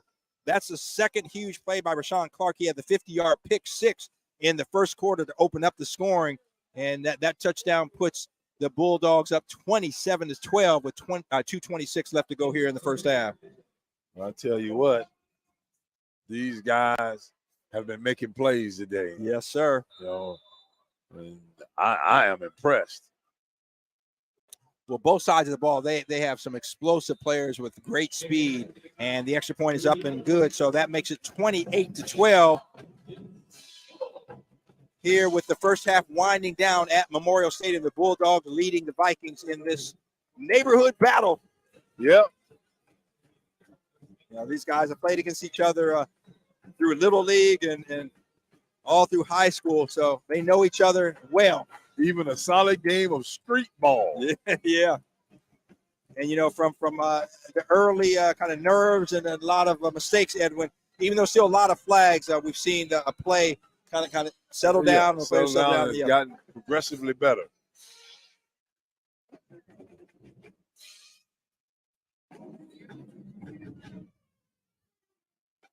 You can hear that as the Garfield band in the background. I think you should be able to hear them a little bit. Yeah. So the Bulldogs kicking team coming out on the field now. And just again, want to remind you, the Seattle City Council District 5 debate will be held next Tuesday, October 17th, and you can hear it right here on Rainier Avenue Radio as we aim to assist you with being an informed voter. So know where the candidates stand on the issues. All you got to do is tune in to Rainier Avenue Radio, and we will help you make all that discovery. Man, Rick, I think you missed your calling, man. As a newsman. Yes, indeed. Ain't nothing wrong with it. But you end up going to FAMU. Yeah. Once you make that mistake, you can't fix it. So the squib kick and is fielded at the 28-yard line, so that's where the ball will be spotted. And Rainier Beach will take over there first and 10, 2:25 left to play in the half. I'll tell you what, Rick, both of these teams have been playing smart football. Yeah, that's a really good point. Evan. Yeah, right. They have not been out of the pocket. They've been doing everything the way it should be done. Well, and some mistakes early, and like last week we saw Rainier Beach's defense step up. We've seen both defenses step up and keep the opponent out of the end zone when they gave up the ball, on some big mistakes. Yeah. And things have settled down now. So Rainier Beach will take over first and 10 on the 28-yard line. Let's see what they're going to do. You got 2 minutes. 2:25. You might want to just go hurry up.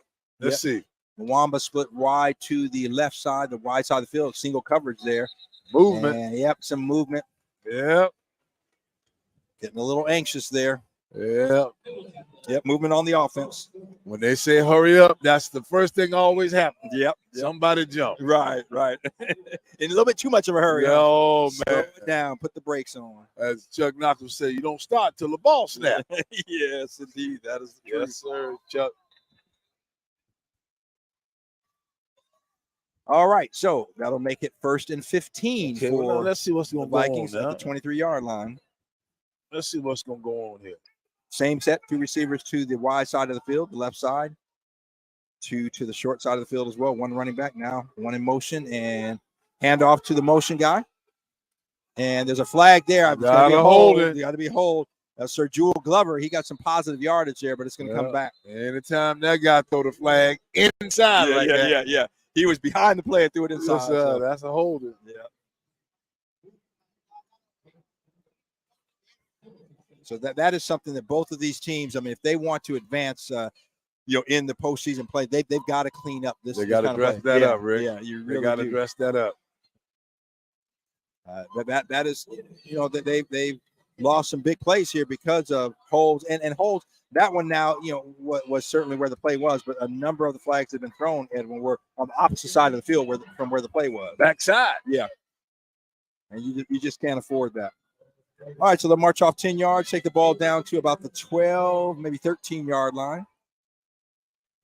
And it's going to be third and, forgive me, first and a long way to go. Yes, sir. They've got to get out to no, check it should be second down. I'm looking at the box there. They have it at 1, but it should be second down, I think. No, maybe not. First down. And they've got to go all the way out, get all the way out to the 38-yard line and pass over the top, double coverage. And the receiver, great job of splitting the defenders and getting, that was Damari King all the way out to about the 35-yard line.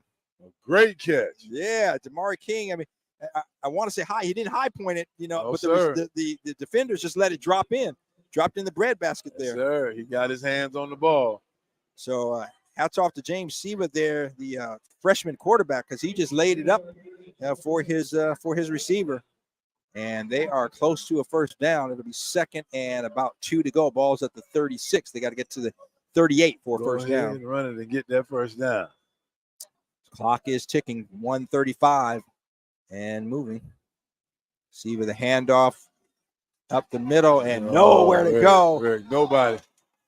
And now they're going to throw a flag. So that wasn't the smartest thing to do. Yeah.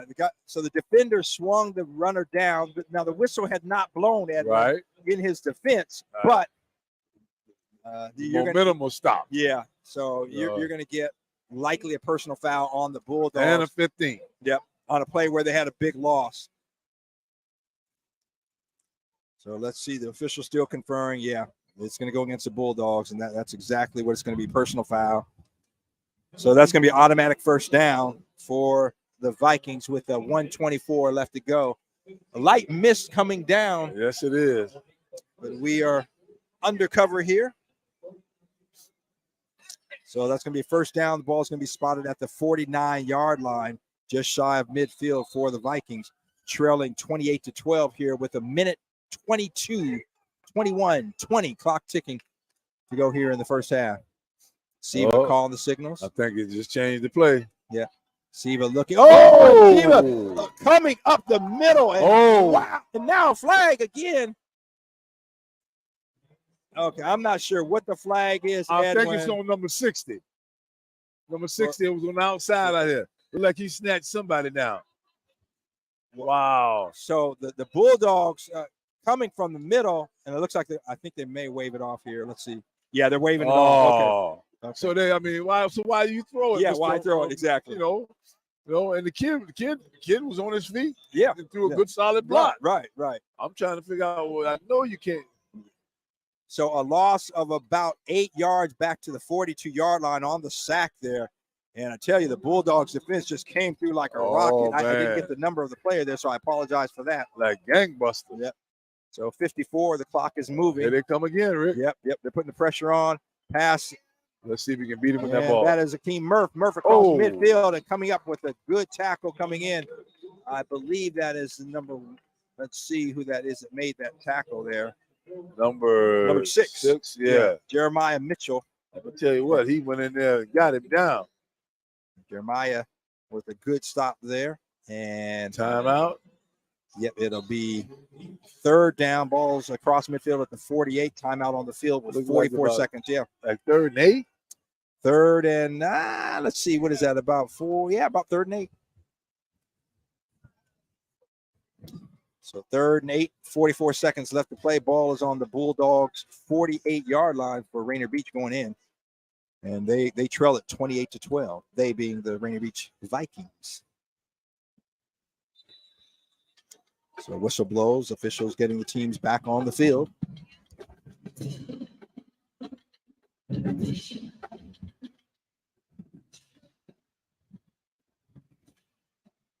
That is, if you can hear it in the background, the Bulldog band. They are in front of us down close to the field there.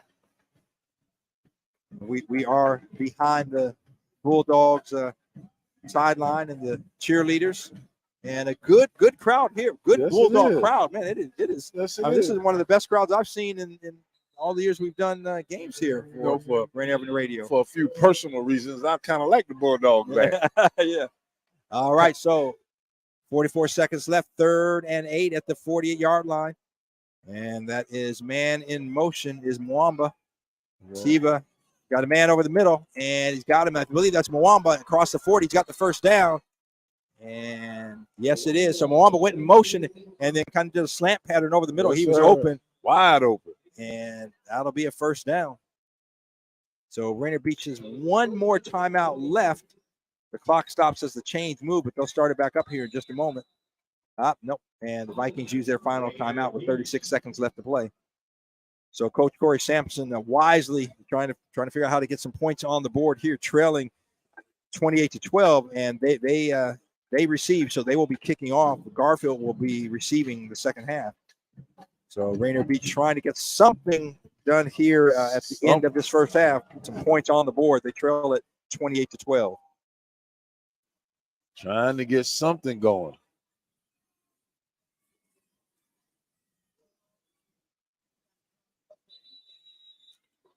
So the whistle blows, and again, officials motioning for the players to get back on the field to start the action once again.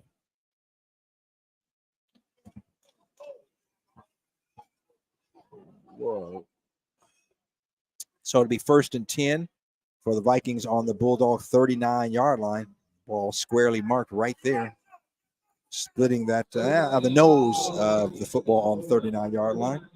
2 receivers to the right, 2 to the left on the short side of the field, 1 running back. There was Siva. Siva gets it looking to his left and throws it up. He's looking for Mwamba. Mwamba, makes a great catch. Touchdown. Oh. What a great play. Mwamba went up and got the ball. Check him, Mwamba. Oh, Edwin. Earlier we talked about high point. Yeah, and he did it. He did it that time. Yes, sir. He high pointed that one. Yes, he did. Outstanding throw and catch.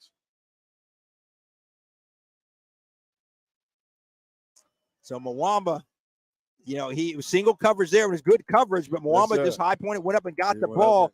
And I tell you what, Siva laid, only a freshman, laid it where he needed to lay it for his guy to get it. So a great throw and catch. And with 28 seconds left to play, the Vikings back on the scoreboard once again. They are not letting this game get out of hand, Edwin. Every time the Bulldogs have scored, they have come back. And they're going to try to kick it in this time. Their kicker number, looks like 22, and I don't see a 22 on the roster. So I'm not sure. And boy, I don't know what they did right there. What in the world? The rush was coming in. They didn't even have a chance to get it off. So what my coach in college would have called that, I can't even say on the radio. Well, all I know is that kick block. Yeah, the kick. John Yazzie said the kick block option.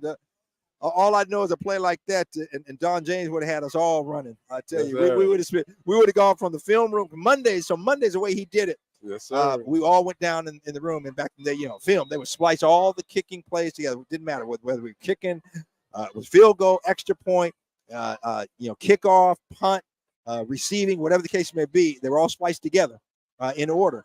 And the man that ran the film was Don James himself. Yes, sir. And oh my goodness, recognize every cluster. I won't use the last term. Come on, every cluster there was. I mean, that man went. I mean, you talk about attention to detail. I remember. Now you remember Ray Horton. Yes, Ray Horton, great defensive back. Pretty good defensive back. Yeah, went on to play for the Bengals and coached for a number of years. But Ray, I think it was against USC. And Ray got a punt, and he didn't fair catch it, but he caught the ball and just stood there like it was. So the guys, kind of, then he ran and made a nice return, got some yards. And the next week he tried it again. It didn't work very well. And told him to kick it. Don said, Ray, let's not try that anymore. Yeah, that's done. That's done. Yeah, I don't want to see that anymore. Yeah, that's it for that. Oh, man. All right, so 28 seconds left to play. The Bulldogs leading 28-18. We're still in the first half, ladies and gentlemen. This has been an onside kick in. And they received. They recover it.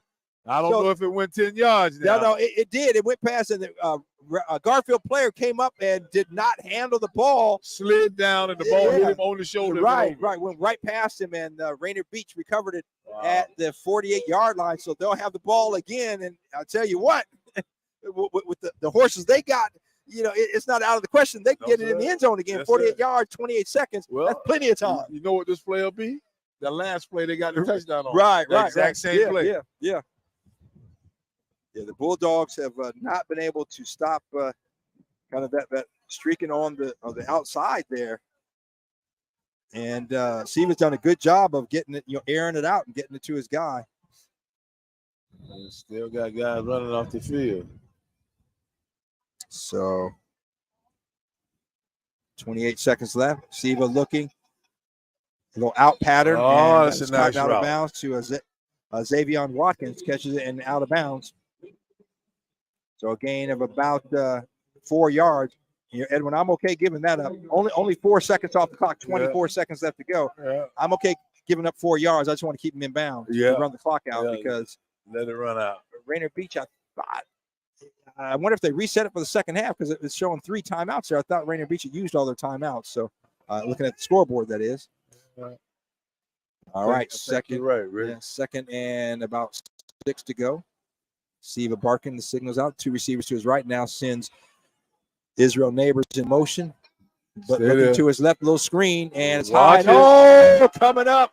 And and they call a flag. Edwin, this is football. I don't know what I can't even assume. Well, the only thing I could think of is maybe they're saying taunting or whatever.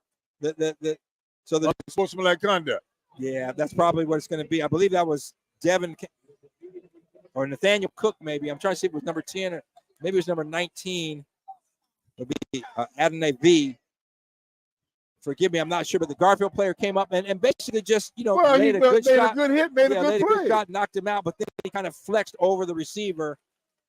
And that was Akeem Murph. And the official coming and talking to Witherspoon, and Witherspoon backing up. He's not happy with the call and then just walks away from the official. Yeah, it's going to be a 15-yard unsportsmanlike penalty. And, I mean, Edwin, I don't necessarily agree with it, but I get it. Yeah, I understand it. But well, see, Rick, the thing of it is, these kids got to have some fun, too. Right. They got to have a little bit. Yeah. They are kids. Yeah, and it was nothing malicious. I mean, he flexed over him and what have you, and that was it.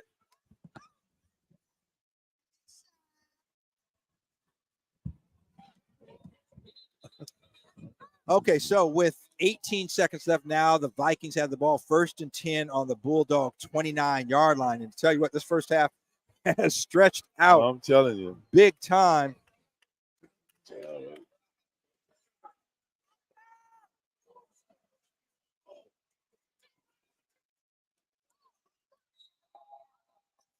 All right, whistle blows.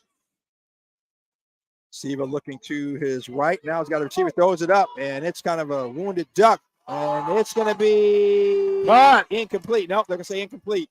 Yeah, hit the ground. Wow. Oh, my goodness. He kind of laid it up there. It was kind of a wounded duck. Oh, no. That was a shot dead duck. Yeah. To the point the player's still laying out. Yeah. Oh, my goodness.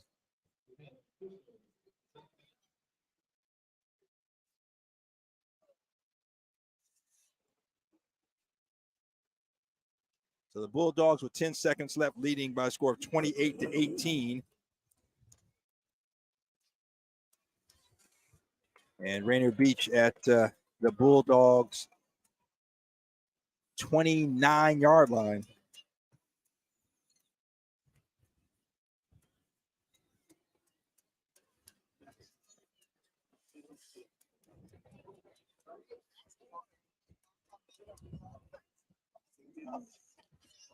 So seeing what we got a timeout on the field. Hey. Oh, I'm sorry.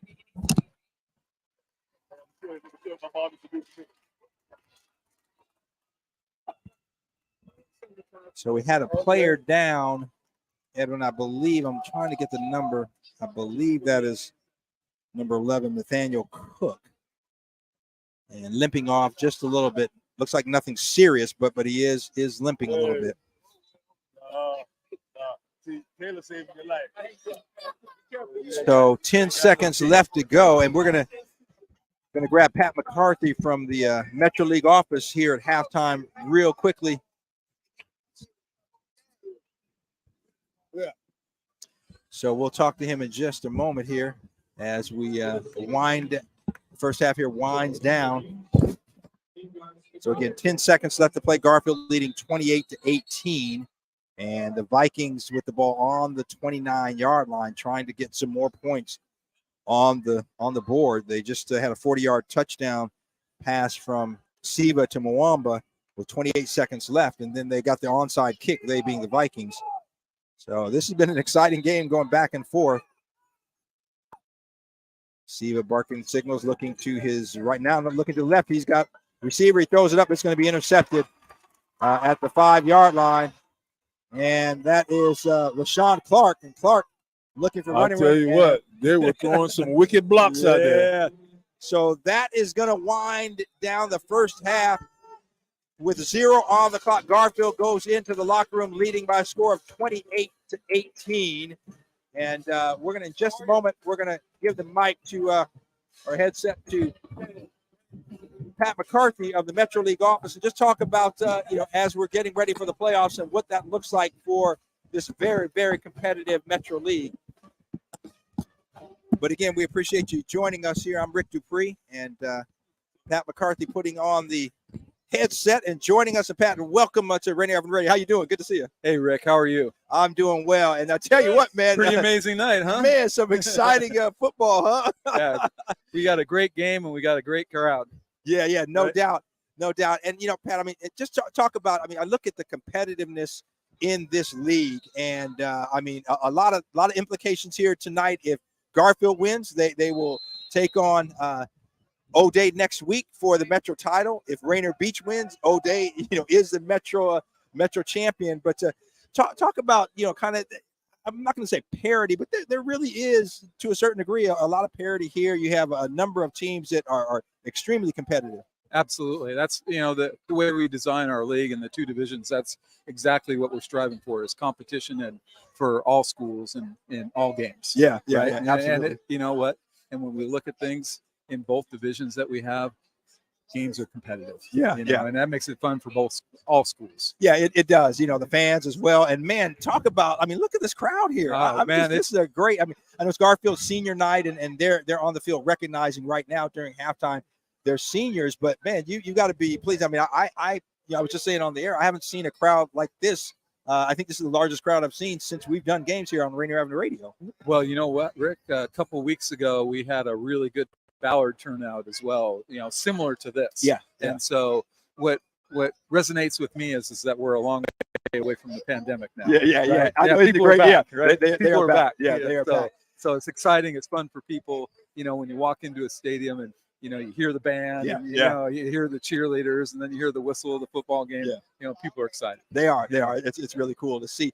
Now, as we look to the playoffs, can you, for our listeners, so they get a sense of how many teams from Metro will qualify for the playoffs, and kind of what does that look like going in the next couple of weeks here? Yeah, good question. So our playoff picture is complicated right now because we haven't played all the games and so forth. So setting that aside, we'll take 6 of our top 6 teams will qualify for the state playoffs. Okay. And in the Mountain Division, we've got our top 4 teams will receive a bye before they go into the state playoffs. Okay, so that first week they'll have a bye. Yeah, they have a bye.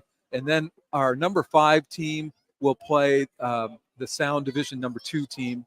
Our number 6 team will play the top team in the Sound team, and then our 7 and 8 will play each other. And the winner of those games move on to the playoffs. Okay, all right.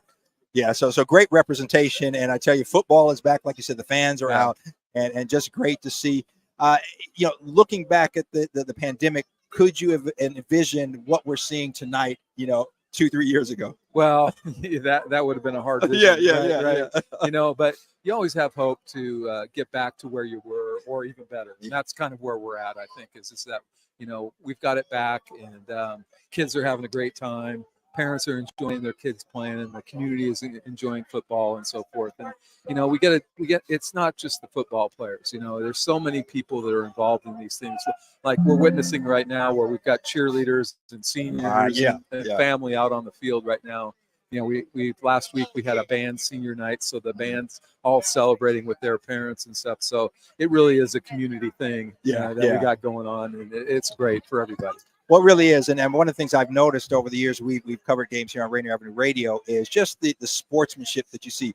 Yeah, the fields are the players are competitive out there, and they definitely want to win. But Pat, just great sportsmanship, and that certainly I think is a testament to, from your office on down, the message you're sending to the coaches. Can you talk a little bit about that and just what's kind of behind what we're seeing out there on the field, whether it's football, whether it's basketball, whether it's boys, girls.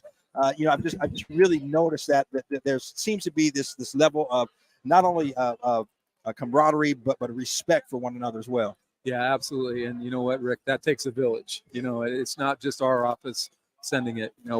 We talked with our ADs. We also talked with coaches. So a lot of this stuff comes from Coach Witherspoon and Coach Sampson, who talk to their kids about acting right on the field and setting a good role model for not only people on the sidelines, but the people in the stands and so forth. So really for me, it starts with our coaches and our kids and trying to model that out for everybody else. Absolutely. We're doing a great job. Yeah.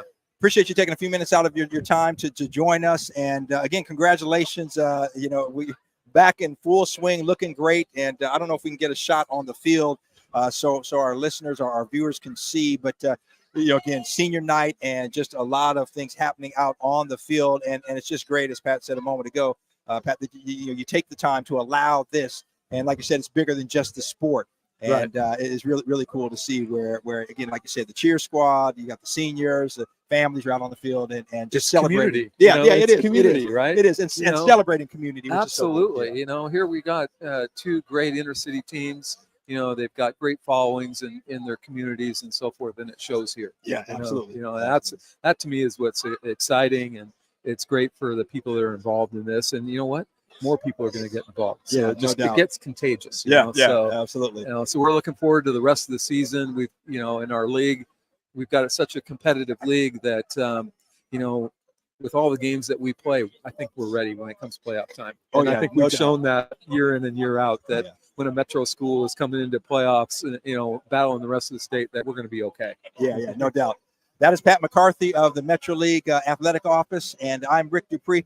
We're going to throw it to Daniel, update you on the scores, and we will be back in about 15 minutes with the second half. Garfield leading Rainier Beach at halftime, 28-18. Yes, sir. Rainier Avenue Radio, your community radio station, right here at the halftime with your halftime reports. And we are looking at your top 20 action. Lots of scores coming in, if you will. We're getting an update about this barn banger between Mountain View and Kelso. A report just came in, actually, that this game has gone to overtime.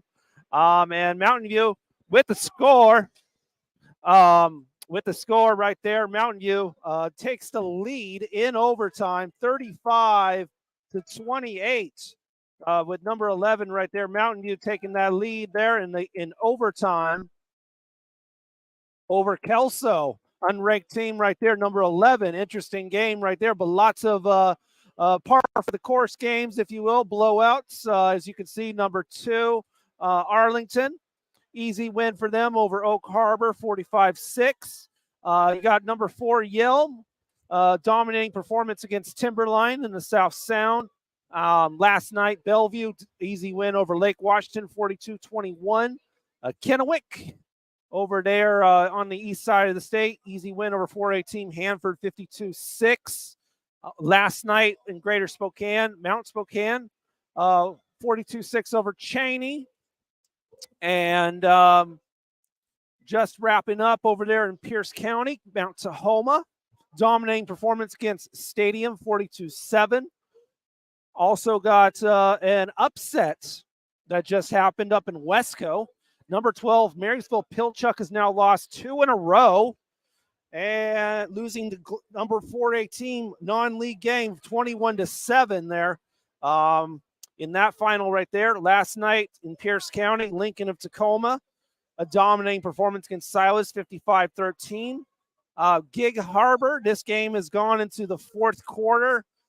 We don't have a report that the game's over yet, but it is 46-2 at our last report there in the South Sound.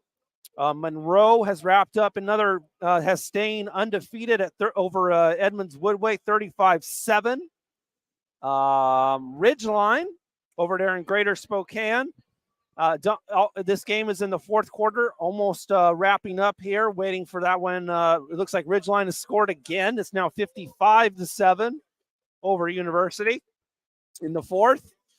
Number 18, Bainbridge goes down. They lose. They actually get dominated by a 2A team, Port Angeles, 48-14.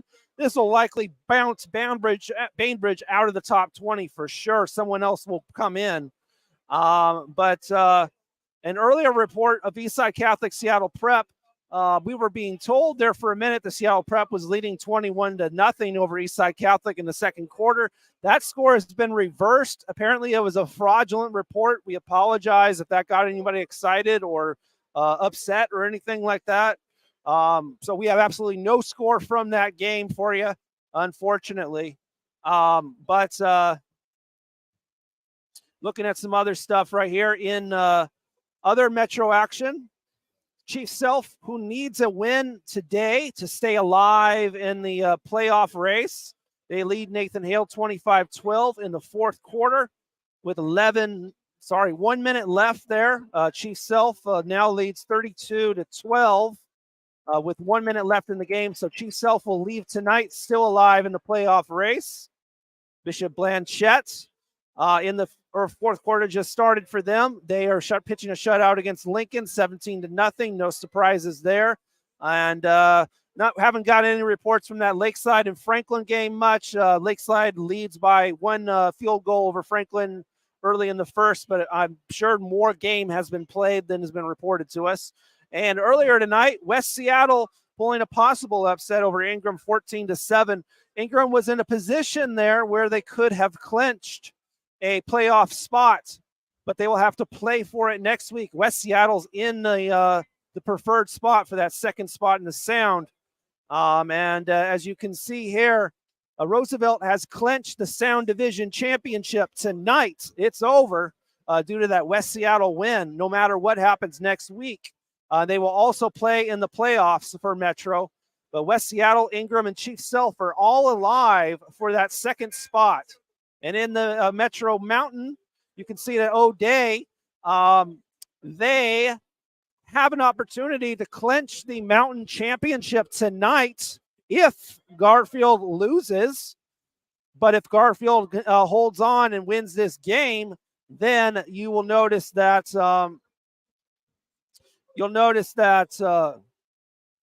Eastside Catholic and Garfield, there's also a rare opportunity where there could be a three-way tie for first. Eastside Catholic would have to beat Seattle Prep tonight, and they would have to beat Rainier Beach next week as well. Then there could be an opportunity for a three-way tie for you. However, as well, another scenario next week could happen if Garfield wins this game. These are only happening if Garfield wins this game. So if Garfield wins this game, there's a chance for a three-way tie, or there is a chance for a play for a championship next week at West Seattle Stadium between Garfield and O'Day. I believe that game kicks off at about 7 p.m. next Friday. But if Garfield loses this game, O'Day wins outright. For Beach, they can clinch and playoff bye tonight. They can for sure if they win, but Prep has to lose. So if Prep loses, then and Beach wins, then they will clinch that playoff bye by the end of the night.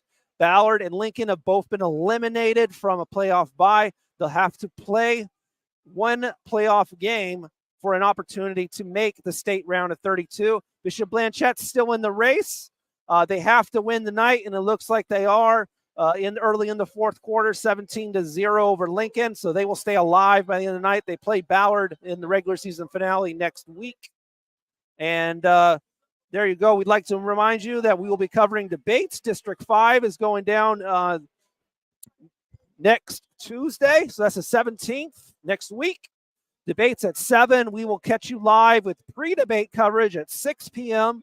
The candidates are Kathy Moore and Christina Obey Sumner for District 5. We'll broadcast that live from North Seattle Stadium there for you.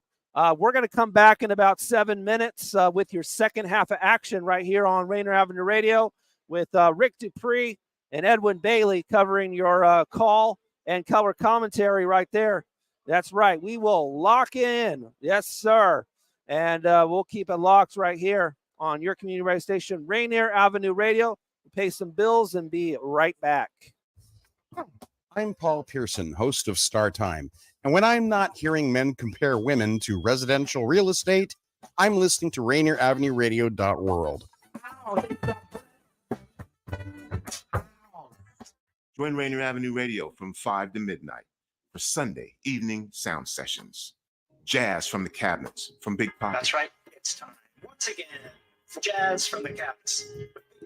Sergio LaCour's Love Line. It's Sergio's Love Lines with Sergio LaCour. Go to the phone line. Tell her who we talking to. Sage Prince, Just My Opinion. This is Sage, and that's just about going to do it for the first half of Just My Opinion. K-Fox, Night Beat with Nasty Nets Rodriguez. The beat of the Fox. K-Fox, Night Beat, Nasty Net. You know what? You're going to listen from 5 to midnight. Just turn it on and don't stop. DJ Alibaba, the underground surround sound start time. Paul Pearson. Tuning in. My name is Paul Pearson. Sunday evening This is sound Start sessions on Rainier Avenue Radio. Trust me, you'll be listening the entire time from 5 to midnight. Sunday evening, your sound session on Rainier Avenue Radio. My name is Keith. I'm a barber from Tacoma, Washington. When the pandemic hit, it did affect me as a business owner. I had my own personal reasons why I didn't get vaccinated. But I was talking to a doctor, and he was telling me more about what it could do to protect us and our family. I wanted to get back to that once was, right? I do feel safe knowing that I am vaccinated. I just hope what I'm saying is reaching into people's heads to know that this is the best decision for all of us. To learn more, please visit hereforuswa.org. Generational wealth. Generational wealth. Generational wealth. What is generational wealth? We asked our communities, and this is what they had to Generational say. wealth, as of right now, it feels very inequitable given the identities that you have versus if you are a person of color or not. To me, for this generation, I'm going to have to work really, really hard for intergenerational wealth to develop, especially with the economic system that Seattle's in right now, more than ever. Having been a Seattleite as well, I hope that we can talk about it more, and glad that this conversation is starting and to consider thinking about it more as a person of color and coming from an immigrant background as well. This campaign to create awareness to generational wealth is brought to you by the Department of Neighborhood's Generational Wealth Initiative, the Washington Housing Finance Commission, and Rainier Avenue Radio.org. Create your generational wealth for you and the future of your families. Generational wealth. Generational wealth. Generational wealth. What is generational wealth? We asked our communities, and this is what they had to say. To me, generational wealth means access to joy. Money doesn't buy happiness, but it can buy a lot of things that make it easier. I find that when your basic needs are met, it's a lot easier to work on other things. Like even for myself as an artist, like I'm not the best creative, I'm not the best artist when my basic needs aren't being met, and not having to worry about that for yourself, but also for the people closest to you, like your loved ones. To me, that's the beauty of generational wealth. To me, generational wealth is community. It's being able to talk to people and figure out what they need and help them. I feel like especially in Seattle, This campaign to create awareness to generational wealth is brought to you by the Department of Neighborhood's Generational Wealth Initiative, the Washington Housing Finance Commission, and Rainier Avenue Radio.world. Women are not an homogenous group. We face discrimination differently depending on factors such as ethnicity, age, socioeconomic status, and more. Rainier Avenue Radio is proud to amplify women's voices. They are the experts of their own lives, initiating conversations within their community about challenges they face, the solutions they're working on, and the opportunities they see. Please join us this Sunday from 2 to 5 for Women's Voices on Air. We know our challenges. We are the experts of our lives. We are master multitaskers, prioritizing our family, friends, and our faith above our own needs. Our needs and voices are too often overlooked. Please join us this Sunday from 2 to 5 p.m. for Women's Voices on Air. We tell our stories in our own way.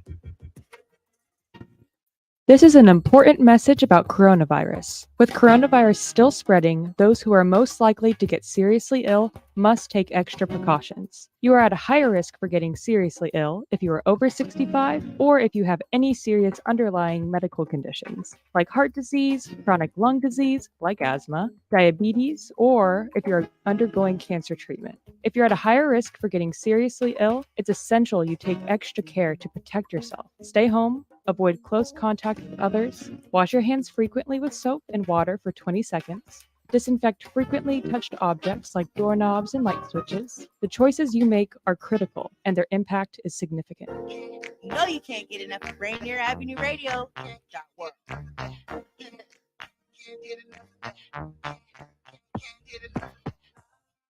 Rainier Avenue Radio,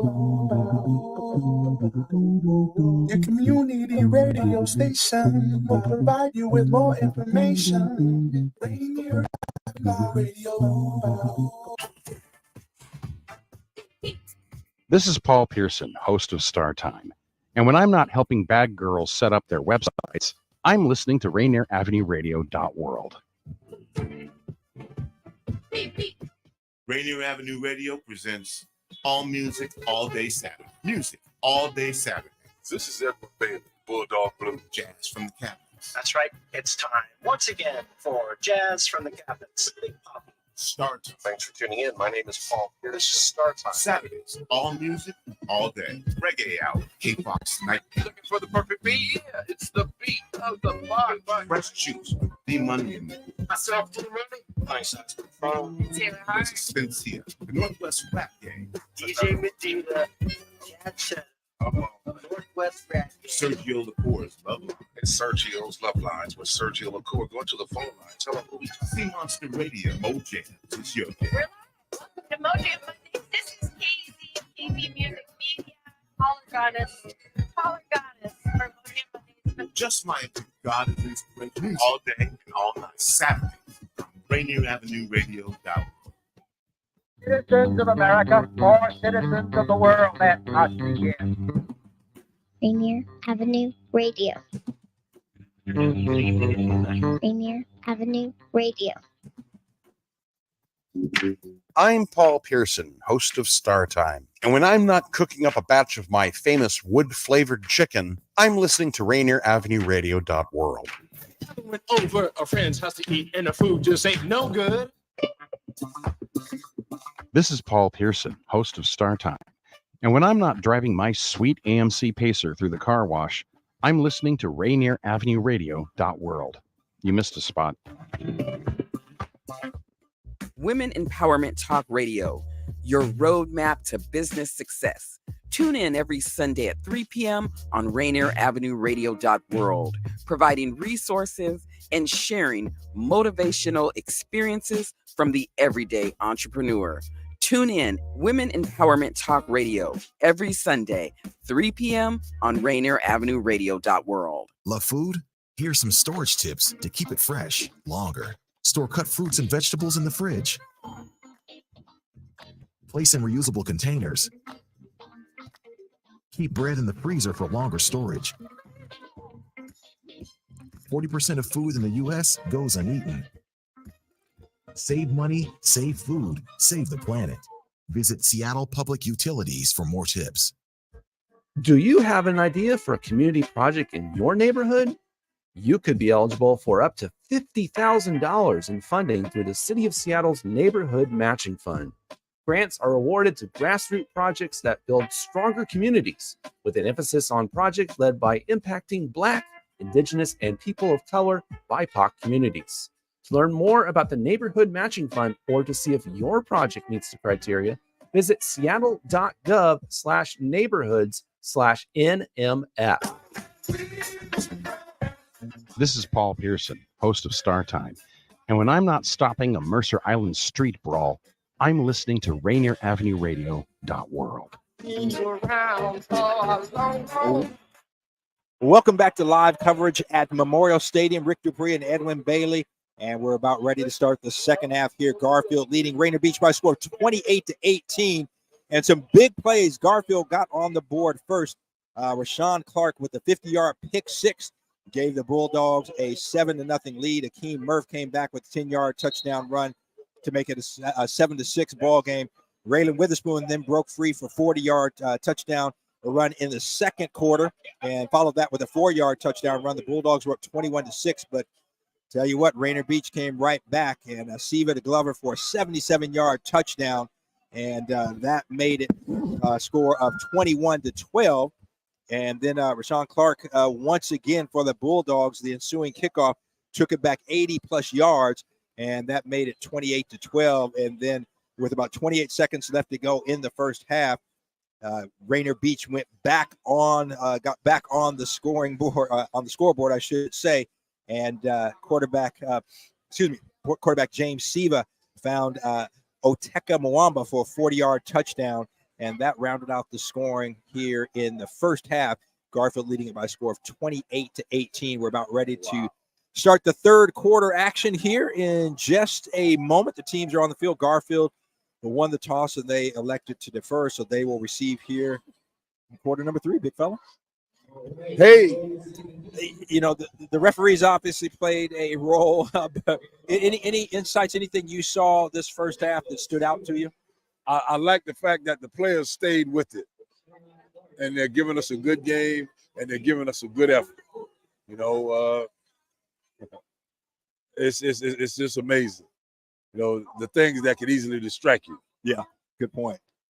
And they haven't let those things They distract have not them. let those things distract them. They've been playing hard, and I think we're gonna get a pretty good second half.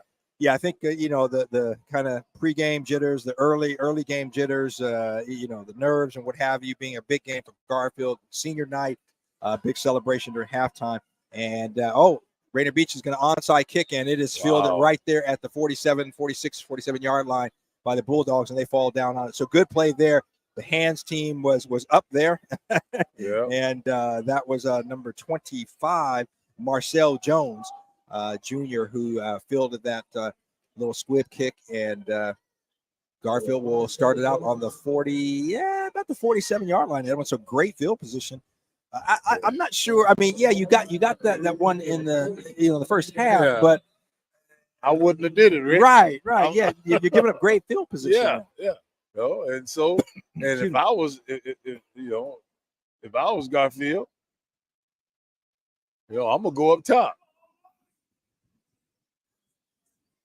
Because if it's an incompleted pass, you still hand off to Raylan Witherspoon on the right side. He's got a little bit of room. He's out across, right at midfield. Then he's met by about 3 Rainier Beach players. As they say back in the day, a host of Rainier Beach. Yes, a host of white jerseys. And we'll give him 3 yards to midfield. So ball is right there at midfield. Oh, and there's one of my roster. Oh, good Lord. Can we get that? Someone get okay. Man, I tell you, this is and a fan. Appreciate you. Thank you very much. One of the Garfield fans here got the man. The wind blew it. Man, that roster went. Okay, so we know now we have to hold on to everything. So second down, hand off up the middle. Witherspoon again. No, nowhere to go. I believe that is number 23, Marcel Burns, stopping Witherspoon for about a 2-yard loss back to the 48-yard line. So to make it 3rd and 9 to go for the Bulldogs. They gotta get a little flatter when you're blocking back. Ooh, Get a little flatter. Yeah, and they're actually spotted the ball at the 49-yard line. So loss of 1. Looked like he was stopped back at least a yard further, but hey, they give it to him. So it'll be 3rd and 8 to go at the 49-yard line for the Bulldogs. What in the Three world? receivers to the left. EJ Looking's got a receiver to the right. I believe it's good Reggie play. Witherspoon, the third, if I'm not mistaken, for a first. No, check that. I think that was Raylan Witherspoon, the younger of the two Witherspoons. Raylan's had a big game so far, a couple of scores, a 40-yard touchdown run, a 4-yard touchdown run, and he gets the first down into Viking territory, Edwin, to the 42-yard line. Man, obviously Bishop gave them a good prayer today. Yeah, yeah. But they are playing, man. Yes, sir. They are playing. EJ looking to his left. He's got a lot of time now, looking to the right, rolling to the right. He's got a lot of room. He's going to tuck it and run. And put his shoulder down. Oh, my goodness. EJ, the quarterback, put his shoulder down, ran over one guy, and got more positive yards, a pickup of about 7 down to the 34-yard line. See, I maybe like 8. him. I can't condone you doing that now. EJ put the shoulder down. You will get knocked out, then now we stuck. Yeah. He said, I'm not fragile. No, he ain't. I put my shoulder down and do what I need to do. All right, so first down for the Bulldogs. He ain't the biggest guy in the world, but he ain't scared to take it on. Right. I like that. So 2nd and 2 for the Bulldogs at the 34-yard line. Need to get down to the 32 for a first down. And Kamenov, a great job of getting the ball off. Ain't that nothing? Kamenov was in the grass going down and passed it, got a receiver, and completed the pass for a first down. Edwin, that nothing. One of the best plays we have I've witnessed seen this here. year. Oh, come on. EJ Kamenov, great play, and found Rashawn Clark. Clark looks like maybe got the wind knocked out of him. He's holding might be a shoulder or hand or whatever. We'll see what that is. But man, what a great play. I mean, EJ was in the grasp of a defender going down and had the presence to get the ball off to his receiver and for the first down. For him to catch it. Yeah. Okay, let's see what we're going to do here now. So the ball's on the left hash, 3 receivers split wide to the right, 1 on the bottom to the left. And the quick screen to Raylan Witherspoon. Witherspoon taking it outside. He's got 1 blocker, gets past 1 guy. And that's a flag. But they don't. Yeah, he got hit out of bounds. That's they see, didn't call it. See, that's what bugged me. But I'm gonna keep my opinion myself. Be consistent with I it. don't want my wife to be getting messages and all about what your husband said. So a pickup of about 9 yards, 8.5. We'll call it 9 to the 20-yard line. So got to get down to 19 for the first down. That was a good play there. I like that. So the Bulldogs mounting a good drive here, taking some time off the clock. 3 minutes so far off the clock. 9:01 left to go here in the third quarter. Bulldogs leading at 28-18. Okay. Rick, I think I'd come back to the wide side of the field over here with something. Yep. You got 1 guy, single coverage, man. Oh, man. Hand off to Witherspoon, flag, and flag was right there at the snap. So I'm not sure what the call was. There some if there's movement, it would have been a dead ball. Yeah, it would have been illegal procedure. Yeah, so I'm not sure what the call is. And it was the flag was thrown too soon to be a hold or anything because the play hadn't started. You're absolutely right. So let's see what the call is here.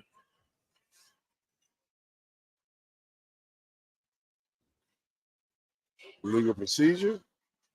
No, it must be. Yep. They're going against the Bulldogs, 5-yard penalty, so it takes the ball back to the 26-yard line. Still second down? Yeah, second now. It's second and about 8 to go.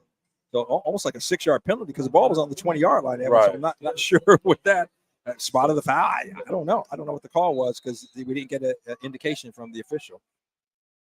So 2 receivers to the wide side, the left side of the field, 2 to the right.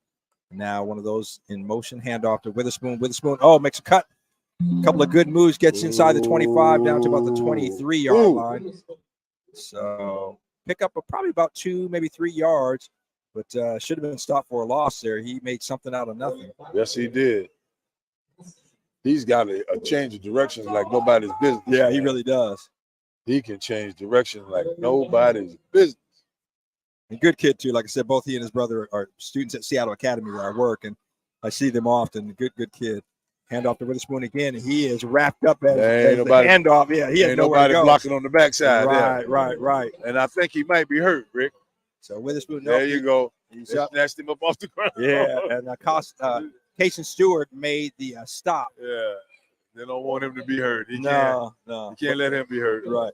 But he was being tackled as the ball was being handed off. So breakdown on the front line there. So it'll be fourth down and about 6 to go. Ball's at the 25-yard line. And, of course, they'll go for it. Look at him. He's got some toughness about himself. Yeah, because he's still out there. So now both Witherspoons in the backfield. Now the older of the two, Reggie the third rather, is in the slot on the right side. So 2 receivers to the right, 2 to the left now. Raylan Witherspoon in motion to throw to him. He's got some room there, and he's going to be close, but I think he's going to be short of the first down. Yeah. He's knocked out at about the 20, so turnover on downs. He is Reggie the third, isn't he? Well, number 3 is Reggie the third, and number 5 is Raylan. And Raylan, the running back, was in motion, and EJ was looking for another receiver. Then that was kind of the safety valve, and he threw it to Witherspoon, and Witherspoon just didn't have enough room to get the first down. So turnover on downs. The Vikings will take over 1st and 10 on the 20-yard line. Again, if you just joined us, we have 7:26 left to go here in the third quarter. Garfield leading Rainier Beach by a score of 28-18. O'Day, a big winner in game number 1 of our doubleheader over Ballard. And again, if Garfield wins tonight, they will play Rainier Beach next week, and that game will be, or they're going to play them anyway, but that game will be for the Metro Championship.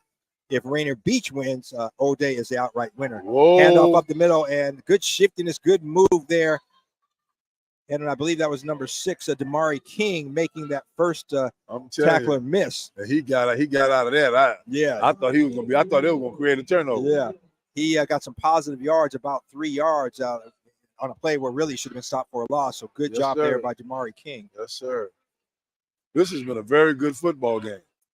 Yeah, we see some good athletes there, and despite I saw somebody I know at the halftime.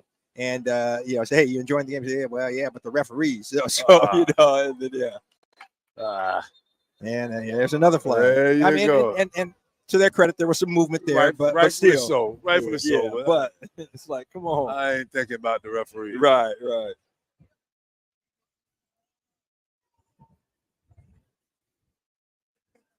So waiting for the call, and they're going to say offside on the defense. Wow. So 2nd down, that'll give Rainier Beach another 5 yards, so to make it 2nd and 2. I didn't see no movement, Rick. Yeah. Unless they was lined up in the neutral zone. Could have been, yeah. Could have been, because I agree with you, didn't see the movement. So Rainier Beach with the 2nd and 2 to go on their own 28-yard line. Let me see if y'all 6:37 left to play here in the first. They're going to put it on the ground, Rick. Come right with it. They're going to go in the air. Let's see what they do. Yep. Same thing. Now, I saw the movement there. Yeah. I tell you. I saw that one. And defense again. So 2 consecutive offside penalties on the defense gives Rainier Beach a first down.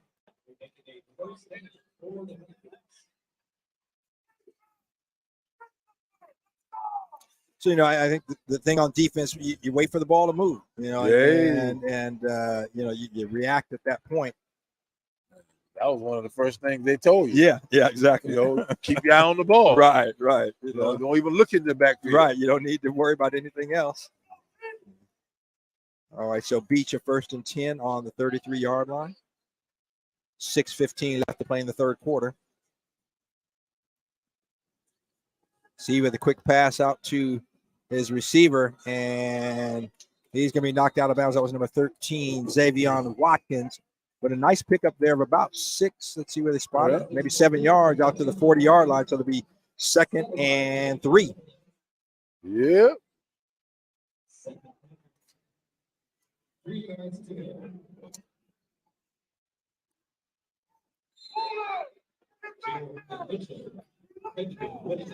So again, a nice crowd here, senior night for Garfield, and a decent crowd over on the Rainier Beach side as well. But a large crowd here on this side of the field for the Bulldogs. A lot of hollering parents. Yes. Okay. The pitch out. Oh. And some room outside and almost to midfield, and that is Akeem Murph. And Murph with a nice pickup out. He's going to be upended, and they're going to mark it right at midfield, Edwin. So Rainier Beach now trying to mount a nice drive. Yeah. Okay. I can live with that spot. the ball had to be on this side of the 50. So that's where the contact occurred. Yeah, the nose just touching the 50-yard great line. spot. So 2 receivers to the wide side of the field, 2 to the short side as well, 1 back. Now 1 guy in motion. Here they come. From left to right. Pressure's coming, and he's going to be sacked. And a number of players there, and I believe that is trying to see the number. The numbers are actually purple, so really close to that black, and then they're outlined in gold. Yeah. And it's really hard to see. I think that's, I want to say that's number 44, which would be Leon Davis. All the time. Council. I did not come with my glasses. They're in the back seat of the car. Yeah. Well, I realize I can leave no place without the readers. Man, it's been a while since I've been on stage, but done some amateur community theater. Yeah. And I went to an audition one time. Edwin didn't bring the glasses. Yeah. Pass falls incomplete, so to make it 3rd down and long for the Vikings. But yeah, they gave me the script to read for the audition, and man, in the little print, and I had it out here, and I was trying to read it, and I got on the phone when I left. Like you went to Florida A&M. Man, I got on. My daughter was living in D.C. at the time, and she is a professional. And I said, "Baby, I just did this audition, and I said, ain't no way I'm gonna get the part." And they're supposed to contact you within a week, and of course, a week went by, I didn't get a call. Then about 2 or 3 weeks later, I get a call, and I got the part. Hey, so hey, you might have showed off. Yeah. All right, so 3rd down at about 19 to go for the Vikings. They got to get all the way. They're on their own 41-yard line. Have to get down to the Bulldog 40-yard line. 4:26 left to go here in quarter number 3. So game moving a little bit more swiftly here in the second half. Officials letting them play a little bit more. What's going on? And just as I say that, a pre-snap. Something on the sideline over here.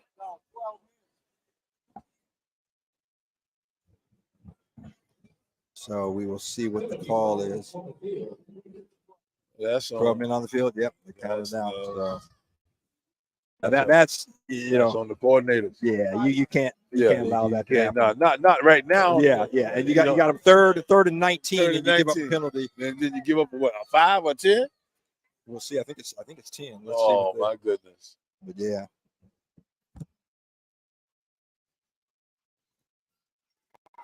And then again, if ain't nobody send you out there, why are you out there? Yeah, that's just something that you I mean that can't happen anyway. You got to know how many men you have on the field, and you got to know if you're on the field. And if I'm called to replace somebody, I'm tapping Edwin. I'm in for you, you know, and you get out, So that's just no excuse for something like that. No sirree, Bob. So let's see where they spot the ball to be 3rd down. We're not sure. We'll see how many yards that penalty is. Let's see what's gonna go on now. I need a play now. We ain't ran a play in right, 10 minutes. Yeah. Or is it me? Okay, so the ball is staying right there on the 41-yard line. So what was the deal, Rick? Third. Okay. Edwin, I don't know. 3rd 19. 3rd 19. Okay. Siva's got a receiver out on the side here. Breaks a tackle past the 50 down to the 45. And boy, I tell you what, some good running there by Israel Neighbors. The Neighbors takes it all the way down to the 40. See where they spot it, 45-yard line. So that's going to make it 4th and 4. So picked up about 15 on that.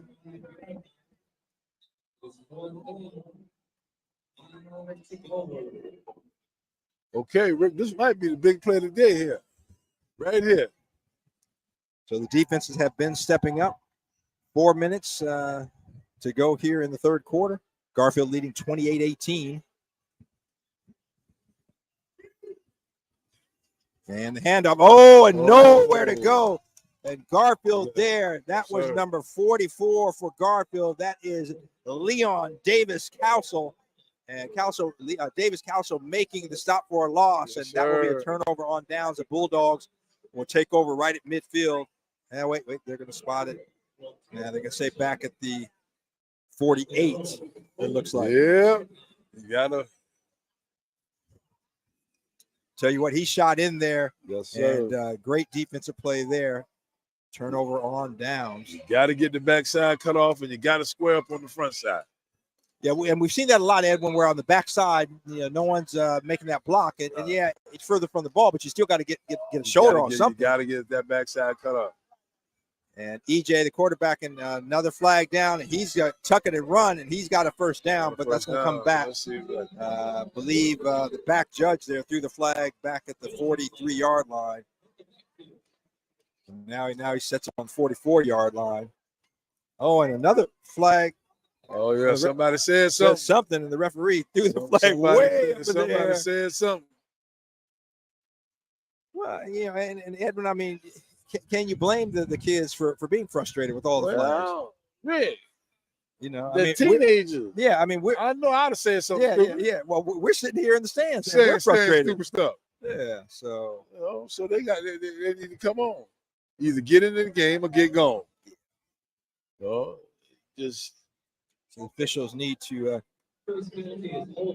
Okay, so holding.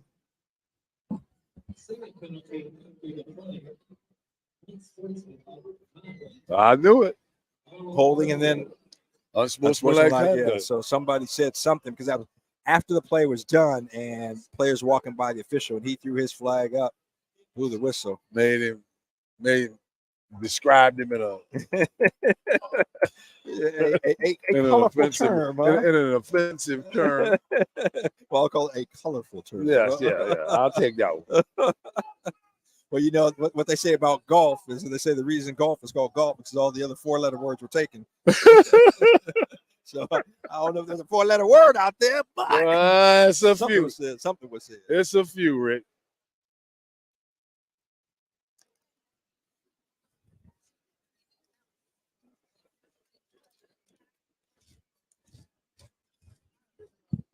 All right, so the officials, man, they're stepping it off. They're going back a long way. It is back, let's see, at the – wow, they're taking them all the way back to the 23-yard line. And they've got to get to the Rainier Beach 42 for a first down. So a long way to go. It'll be first down, and what is that? Let's see, 25, 26 – 31, 32, 33, 34. So about 34 yards to go. First and 34 for the Bulldogs. Single back. See how much he can get back here now. Yeah. Right? Yep. EJ looking to his right. Right there. Fires it right in kind of almost like a slant and stop. And found the receiver right there. If they jump that slant, that guy that's circling out of the backfield, he's running wide open. Yeah. I believe that was Armani Inpersit. So out to the 37-yard line, second down. I tell you what, EJ showed he's got an arm there. He fired that baby in there, boy. He had a little something on it. I think I'll run the same thing again, but I run it this way. Yeah, come back to the other side. Let's see. Same lineup, 2 receivers to each side. Single back. Hand off to Witherspoon and goes back and now coming forward and knocked out of bounds. And Witherspoon can run. Yeah, short gain. He got the handoff, and there was a defender in the backfield, so Witherspoon had to circle back, way back, and then got it to the line of scrimmage, and then maybe a yard, if that. So it'll be third down, and I'm seeing where the ball is marked at the 39. I mean, it got the speed. Yeah. Got the speed that if it get in the foot race, you might not want it to get there. No. So it looks like about third and about 19 to go. Ball's on the right hash. 2 receivers to the right, 2 to the left as well.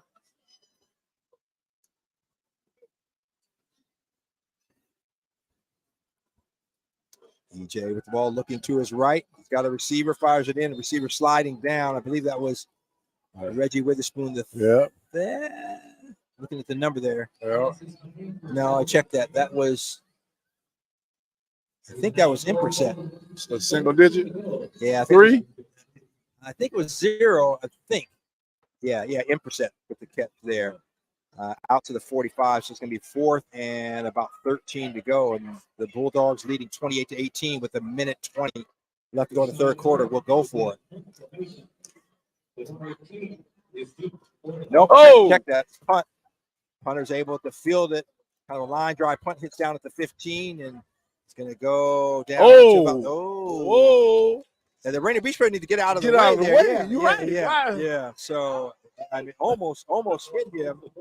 That was a Damari King, and it's down at about just short of the 5-yard line. So could have got blocked back into that. Yeah. You got to get out of the way. If you're not going to field it, get out of the way so that you don't have that possibility of the ball hitting you. Because as soon as it hits that offensive player, it's live. Yes, and the defense can, the punting team can recover. And why are you running back to the ball? Right.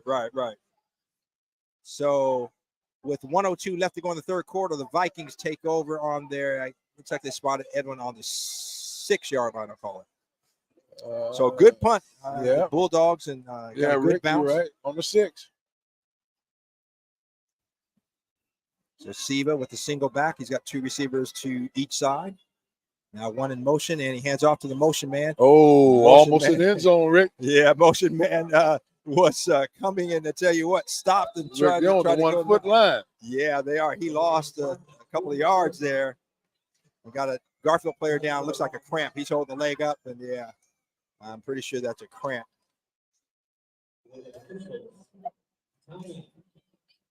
Yeah, and that does not feel good. That's for sure.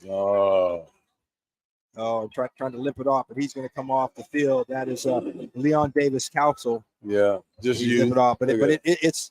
I'm pretty sure it's a cramp. Yeah, he's got to just walk it off. So he's going to come out for at least a play. Nothing serious. It doesn't look like. So that's going to make. Let's see where they.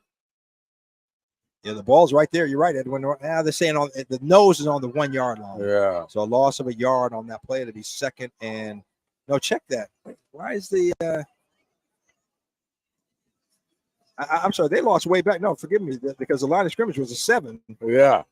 So they lost. Okay, ball's on about the 2 yard line. So lost about 5 on that play. Forgive me for my confusion there. So 54 seconds left to play in the third quarter. Rainier Beach 2nd and 15. Ball's on their own 2 yard line. Man in motion. And movement again. Some movement. Let's see what side of the ball they're calling it on.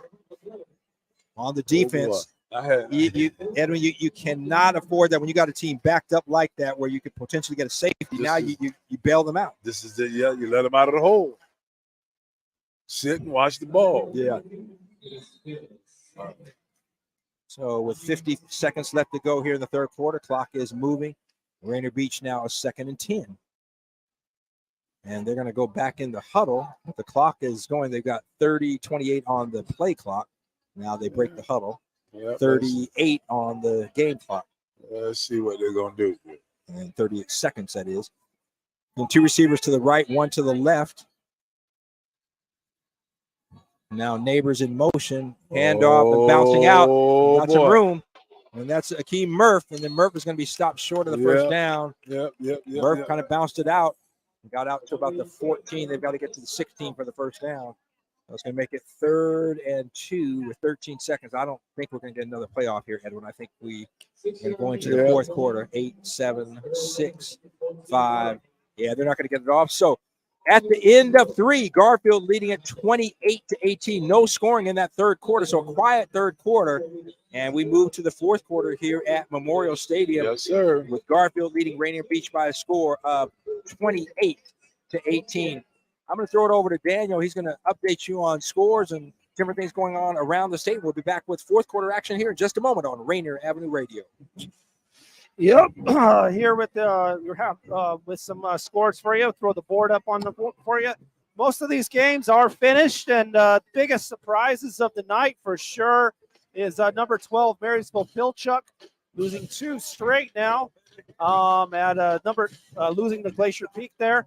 And also another one, Bainbridge being just completely dominated by 218, Port Angeles 48-14. Also, another surprising game. Mary mentioned that one already. We're still waiting on that Eastside Catholic Seattle Prep game. Apparently that score that was given to us was fraudulent, so we have absolutely no idea what the outcome of that game is at the moment. we're trying to get that for you. A game that's in its last seconds at least. Gig Harbor over North Thurston, 46-2. In the Metro Sound, some games have recently just wrapped up. Chief Self, they needed a win to stay alive. They beat Nathan Hill 32-12. Bishop Blanchette wraps up a donut on Lincoln Seattle 17-0. And late in the fourth, Lakeside leads Franklin 9-6. All right, thank you, Daniel. And we're about ready to start the fourth quarter. Rainier Beach with a 3rd and 2 to go. Ball's on their own 14-yard line, trailing 28-18. And we have 12 minutes to go. One frame left in this ball game here at Memorial Stadium.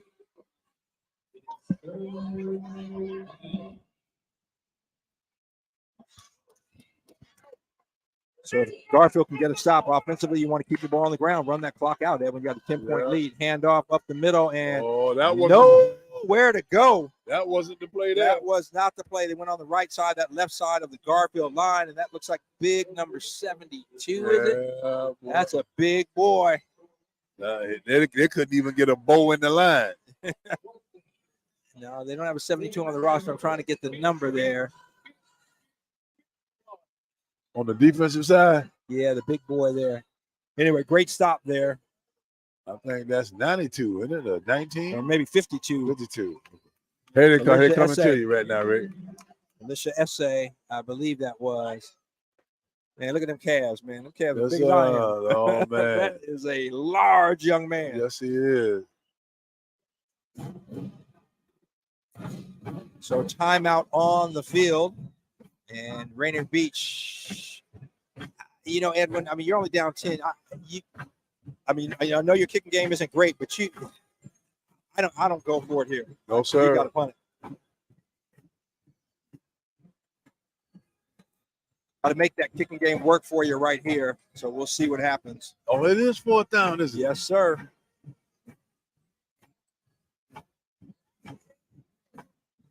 So we're just starting the fourth quarter. That was big number 54. Forgive me, that was Troy Vagay. Okay. And that is a large young man. So they are going to punt. And line drive kick, and Reggie Witherspoon is going to field it at the 45-yard line.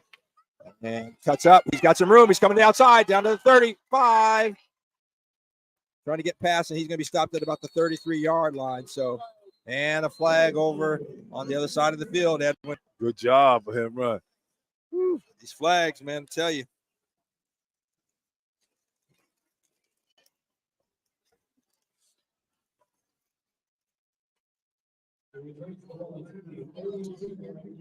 So let's see what the call is. They're going to say a hold on the receiving team, Bulldogs. Oh, boy. That return will come back, but Bulldogs will have 1st and 10 wherever they spot the ball. Yeah. Let's see from the spot of the foul to go back 10 yards. So it looks like the other ball at about the 47-yard line of Rainier Beach.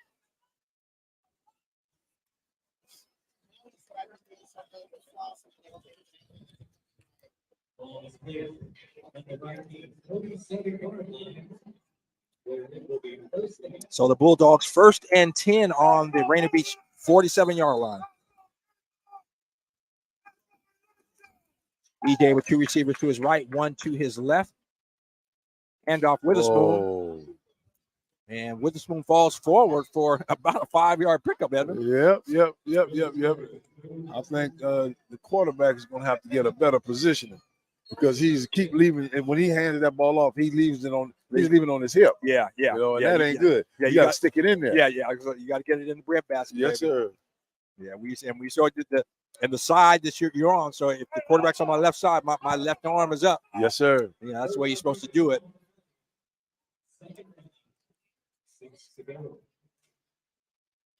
So pickup of, we'll call it 4 yards. 2nd and 6 to go. Ball's on the 43-yard line.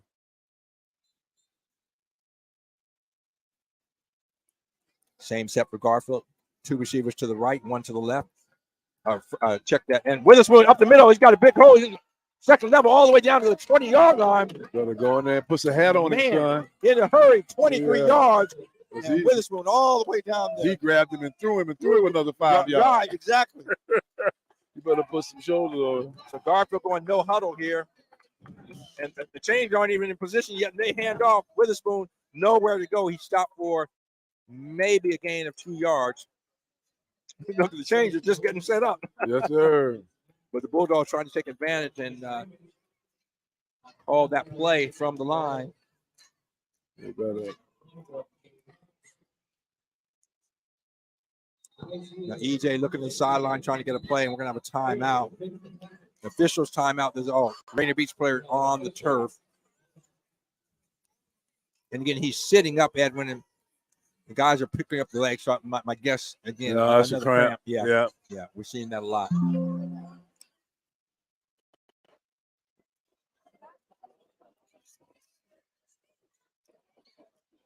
So if you're just tuning in, want to remind you that the Seattle City Council District 5 debate will be happening on Tuesday, October 17th, and you can hear it right here on Rainier Avenue Radio. We want to help you. We want to help to assist you to be an informed voter.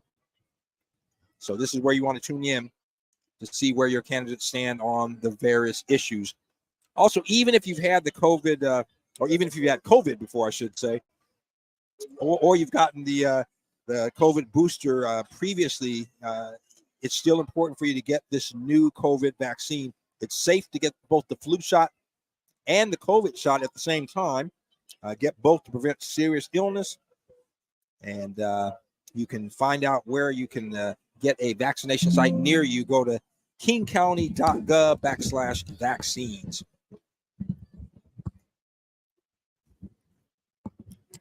All right, so the Rainier Beach player up and walking off the field on his own power. So that's always good news when he was able to walk off and not need assistance, so nothing serious there. I'll tell you what now. Them some big offensive linemen there. Yeah. Look at that right tackle, man. Short and wide. Well, 74, yeah, that's a big boy. Good That gracious. is, Connor. EJ, quarterback draw, gets it out to the right, and he's going to go in. EJ takes it all the way in. 20 yards, touchdown. Yes, sir. EJ Kaminoff. Yes, sir. They ran something similar to a counter trait. Kind of a quarterback draw with 9:55 left to go in the ball game. Bulldogs back on the scoreboard once again, leading at 34-18. Quarterback EJ Kaminoff, really kind of a quarterback draw, and had a big hole on the left side, broke a couple tackles, and then bounced it out and took it in for 6. And Edwin, I see some flags down there, so I think that's after the fact. Yeah. We'll see what the call is. A little too much chirping. Now, one of the officials is going to talk to Corey Sampson, so my guess is it will be a call on the Vikings. No, it's not. A little too much talking going on. But okay, I think it was after the score because they. Yeah.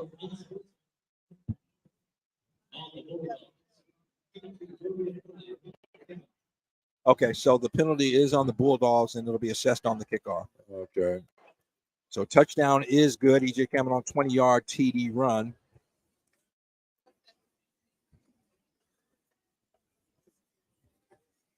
And the Bulldogs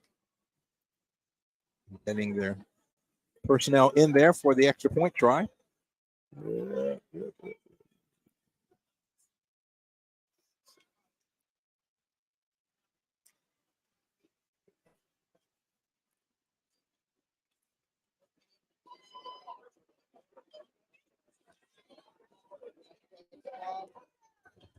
Waiting for the officials to blow the whistle, start the play. The holder on the 10-yard line, so the PAT, a 20-yard attempt.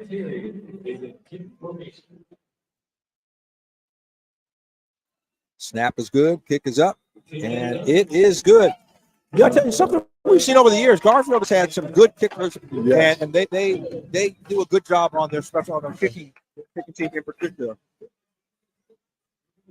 So with the touchdown and PAT, Garfield leading them by a score of 35-18.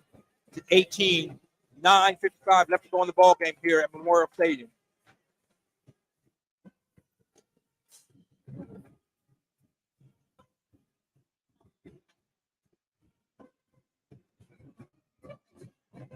Those are the sounds of the Garfield band in the background, if you can hear it.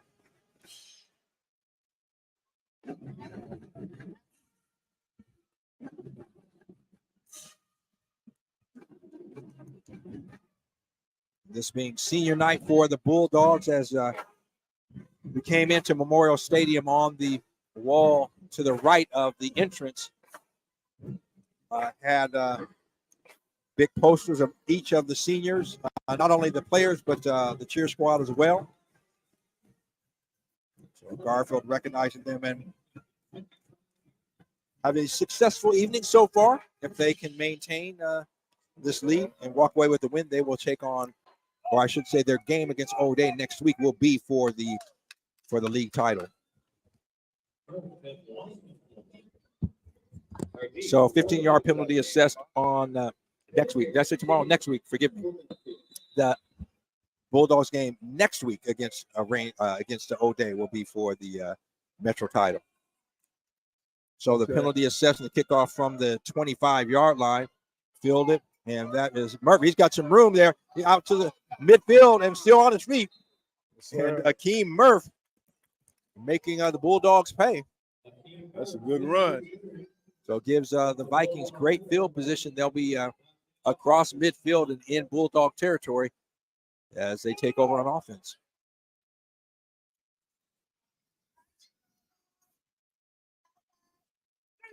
So again, as I look around, still a great crowd here. They haven't left. So the Bulldogs fan base has showed up in numbers tonight. Still screaming and hollering. Yep. Cheering their team on here on senior night. Yes, sir. All right, so it looks like the spot is at the 48-yard line. Nose of the football, just touching the 48. Just nuzzling, just a little bit. Just a little nuzzle. Just teasing it there, huh? Yeah. All right, so two receivers to the left, one to the right, one back for James Siva.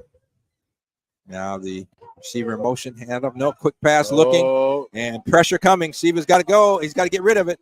And he does a good job, Edwin, of getting rid of it. He had pressure coming like nobody's business. Throwing it at a ball spot, which is good.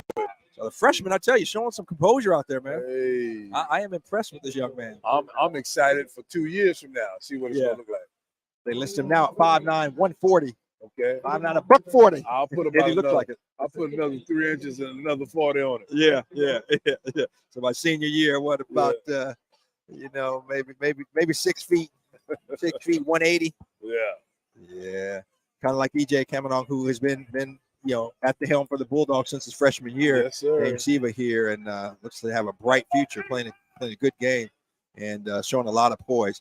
Handoff up the middle, Murph. He's got some room. He's to the 45, to the 40, and they got a hold. Yeah, must have been either a hold or a face mask. Yeah. Flag. It was kind of thrown in the scrum there. If the play stands, it will be about an 8-yard gain, maybe a 9-yard gain to the 40-yard line. Oh, they're backing up. All right. So it's going to go against, looks like the Vikings. We'll see what the call is. Yeah. As my son used to say. Oh, no. Face mask against the Bulldogs. Really? Against the Bulldogs. They're going another way.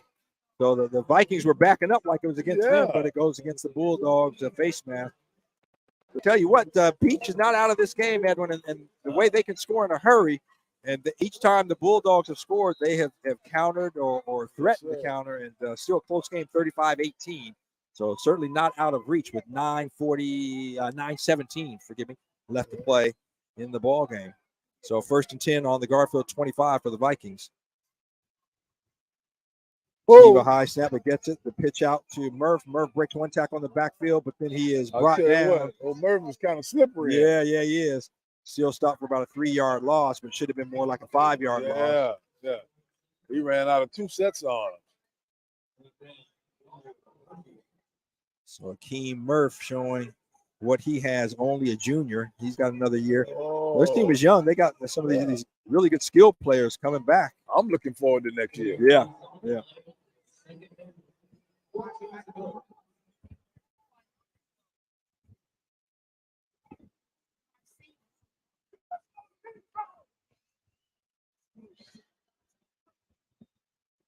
Let's see. All right. So Siva looking up, throwing it up, and the receiver, great adjustment on the ball. Oh, Edwin, a great play by Sir Jewel Glover for his second touchdown. And he just adjusted. The ball was up there, and the DB didn't see it, didn't know what was happening. And it was not a particularly good throw, but great response. Great adjustment to the ball. Yeah. Great adjustment to the ball.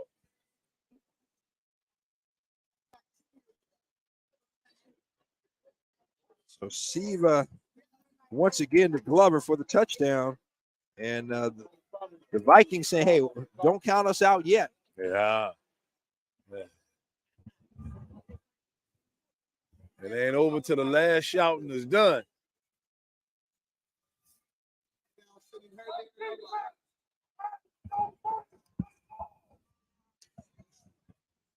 So I got some fans up here yelling at the defense. Hey, man. I ain't blaming him. I don't know if it's a dad or a brother or what, but he let them know. As my dad would say, what position did you play? Yeah. So a little reverse on the 2-point conversion, nowhere to go. And so remains an 11-point lead for the Bulldogs, 35-24.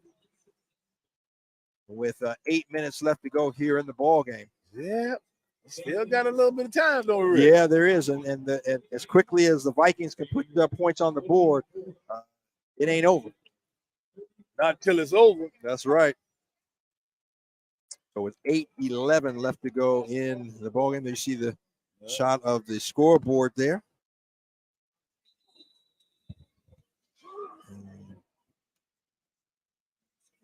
That thing there worries me. always looking at me. Yeah, well, we got to get you in the. It's kind of hard because I'm way down here and you up there. You know, so you got to get a wide screen here. That's gonna get us both on there. You got to get you a remote control, man. Really. All right. So once again, with 8 minutes 11 seconds left to play in the ball game, Garfield leading Rainier Beach 35-24. Beach with that touchdown.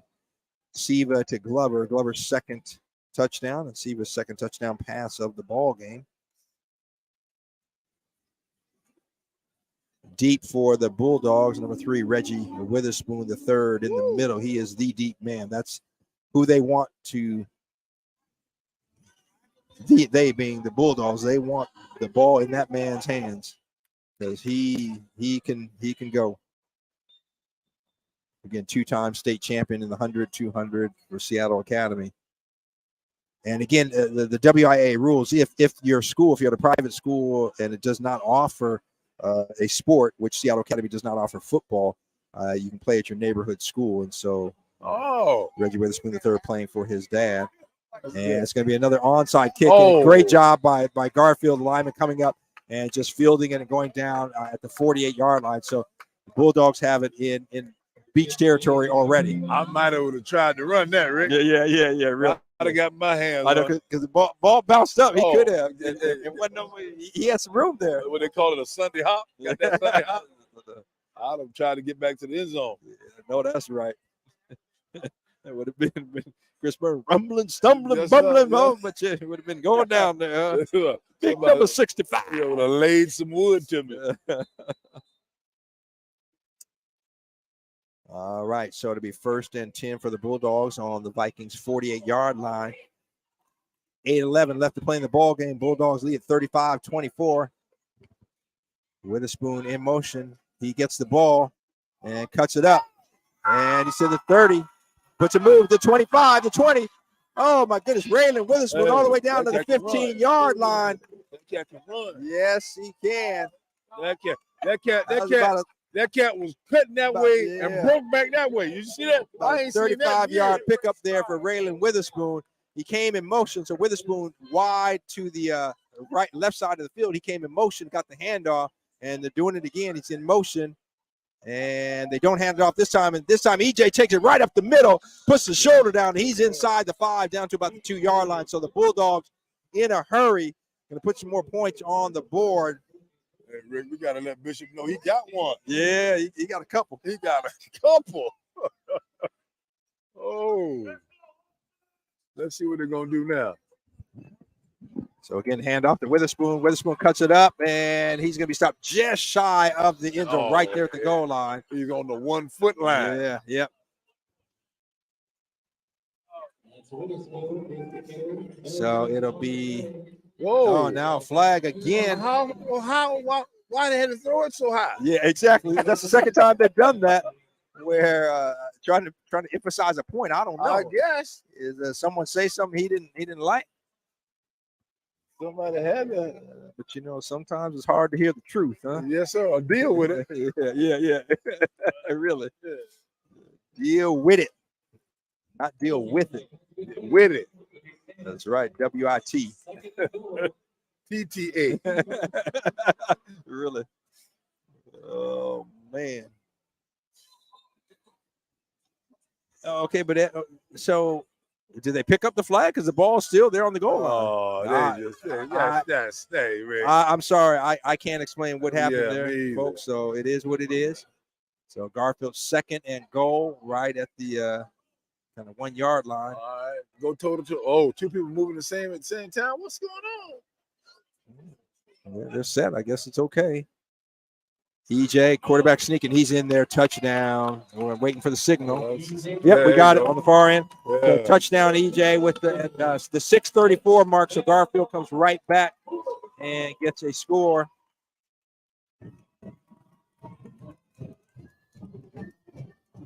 That puts the Bulldogs up 41-24 with the ensuing extra point coming up.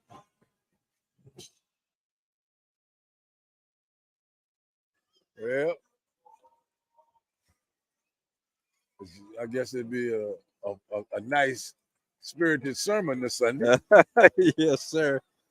Now Calvary celebrating an anniversary, recognizing 30, I think it's 37 years now in if I'm not mistaken. Don't quote me on that. Okay. And don't tell the bishop I was guessing. I should know. Yeah, so celebration tomorrow and Sunday.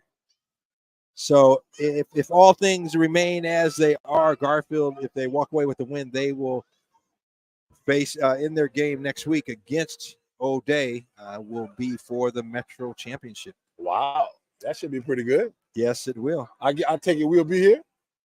Well, it right now we're scheduled to do a doubleheader here, but we'll see if we can talk Mr. Tony B into maybe covering that Metro Championship game. We'll see. Okay. But right now the plan is we will be here for the final doubleheader of the regular season here at Memorial Stadium. All right. I'm excited about it. So some fans, not a lot, but a few fans starting to trickle out a little bit. Starting to matriculate. It's been a good game, man. Yeah, it has. It has. I have been impressed with everything I've seen today. Everything. The officials have slowed the game down. I mean, we're at the 3 hour mark already. This is a prep game. Okay, and we're at the 3 hour mark. You know, with 12-minute quarters, not 15-minute quarters. Savannah, Georgia, they'll get you out of here in an hour and a half. They're gonna run it up. They're gonna get you out of there in an hour and a half. Yeah. You know what you doing? Don't slow us up. Right. So we are waiting on the officials, folks. I wish I could tell you what the delay is on the field. Officials went to both sides of the field talking to each of the head coaches. I'm not sure what about. They have not indicated. All I can tell you is that with 6:34 left to go in the ball game, Garfield leading it by a score of 41-24, and the extra point try coming up right here.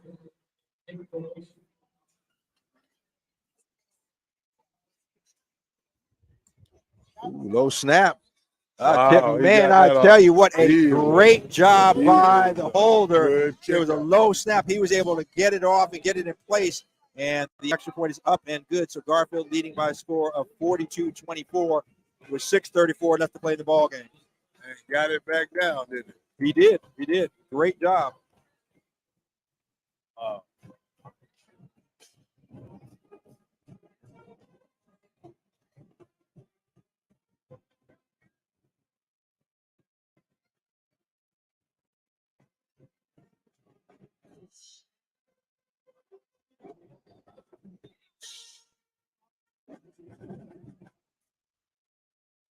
So once again, you hear the Garfield band in the background there, doing their thing.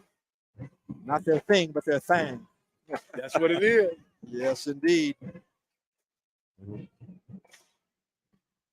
I tell you, if you listening, if you have never seen an HBCU band,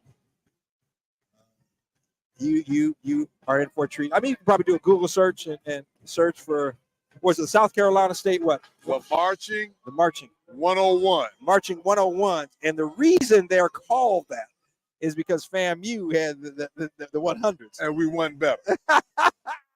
We won better. Yeah, well, you know, all I can say is they responded or reacted to. They didn't come up with the original. They said, "Well, we got to do something else." See, Rick, you're getting personal now, Rick. You're getting personal now. You hurt my feelings. So, man, all I remember is, man, my 1 year, the freshman year down there, the stadium was under construction, and so a high kick, and it's going to go into the end zone. So we were playing our games at I think it's Doak Campbell said, I think it's FSU, Florida State. And our homecoming, I've said this before, I've told you, homecoming was against Tuskegee. Tuskegee's band played and they were good and did their deal. And then the FAMU band came and played. And the PA announcer after FAMU was done, this is what he said. He said, "Tuskegee, the difference is clear." So, man, the bands be bad. Hey, and that starts a fight, right? Yeah, I know. That starts a fight. There you go. Add it.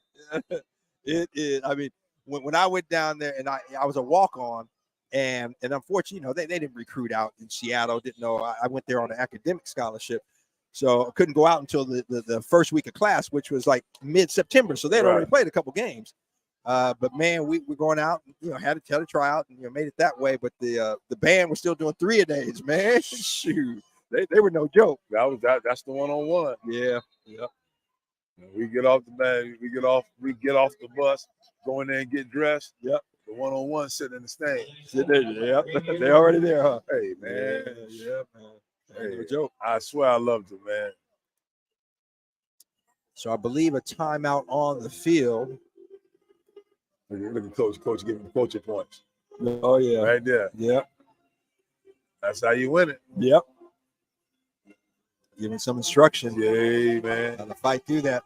I remember I mentioned Bob Harrison, who was receiver coach with Atlanta, and he was my coach in arena football, the Washington team. And yeah, I remember he used to talk about, you know, receivers and see when the DB comes up and puts hands on you, is trying to bump you, you know, trying to jam you up. He said, man, you got to either swim move or you come down hard. He said it's got to be a violent move. He was like, you know, he said, man, you trying to tear his arm off. Yes, sir. Yes, that was what they taught us, man. You got to get that guy off. You can't let him, you know, get you off the pattern. All right, so the Vikings have it 1st and 10 on the 20-yard line. 3 receivers to the left now. The 1 receiver on the right coming in motion. And a pass to the running back, and it's going to be picked off. Oh, he kind of had the receiver there. Receiver had the receiver there, but he let it float just a little bit. And that's something to get. He's young. Yeah. As he matures and gets older, interception by Rashawn Clark. Tell you what, Rashawn Clark has had a ball game. He had the pick six. Yeah, the pick six for 50. He also had an 80-plus yard kickoff return and a couple defenses, and now with another interception there. So Garfield will have the ball on the Rainier Beach 30. Looks like 36-yard line is about where they're going to spot it.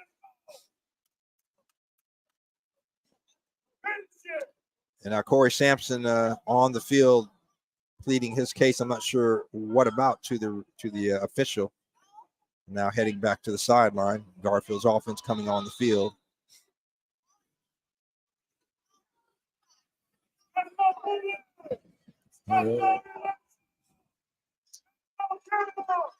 They should pound.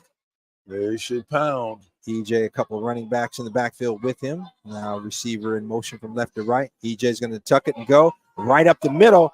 And I tell you what, Edwin, it's wide open there. And he was at second level, got the first down to about the 20-yard line. Let's see where they spot it. And Garfield's got a player down, another cramp. Look, he's holding his leg. Yeah, trying to stretch that toe. But yeah, a lot of them big guys getting those cramps. holding the leg up, and that's exactly what it is. So, again, that's good news because it's nothing serious. Yeah. He's just young and full of energy.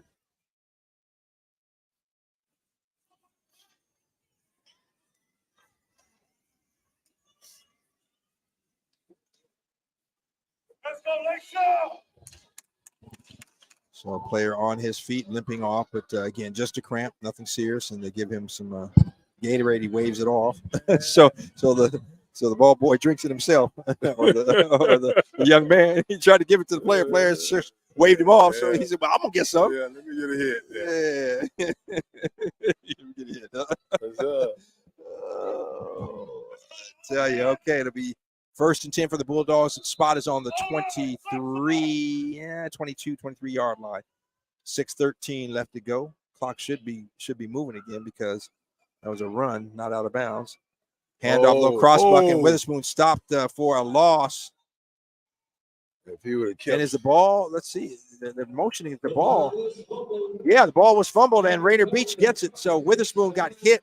I mean, again, right as he was getting the handoff. Right at the handoff. Yeah. That's happened a couple of times. At this time, he coughed it up, and Rainier Beach will take it over. 1st and 10 on the 27-yard line. Well, he's down there between the tackles. Yeah. He's a slight kid, anyhow. Yeah, exactly. Now, if they get into a foot race and he on the edge, Katie can bar the door. Right. So he's a talented little running back, though. I like him, man. I like him a lot. Yeah, and only a sophomore, so he's got a couple more years. When he matures, he's gonna be a beast. They haven't dropped yet, Rick. Right. Murph on the right side. Comes up, boy. Some major contact there at the 30-yard line. Gain of about 3 yards. If he stopped. Them linebackers don't like to take no punishment now. Yeah. They can dole it out. Right, but they can't stand to take none. Yeah, Murph put his shoulder down, boy, and laid it on the linebacker.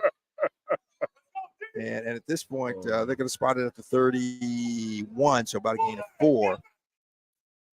RB's got to put the ball in the air, man. You ain't got a lot of time. There's 5:30 left in the ball game. You down 42-24. Some movement there, and that's going to be on the offense. On that offensive line. They got too much hesitation. Come here, boy. Where you been? I thought they done stole you. Come here. So that will go against the Vikings.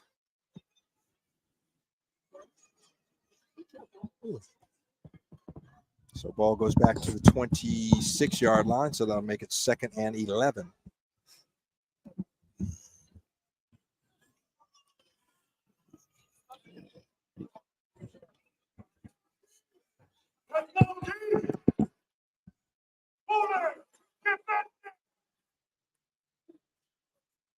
Oh, my goodness.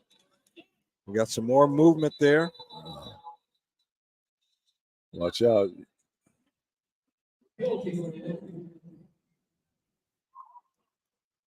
Ball start on the offense.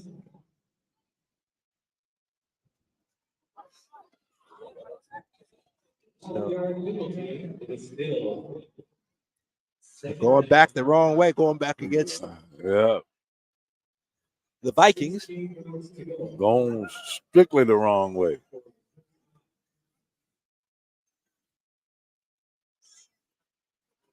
Yeah, not what you want to see. So that makes it now 2nd and about 16. Receiver with 2 receivers to his right, 1 to his left.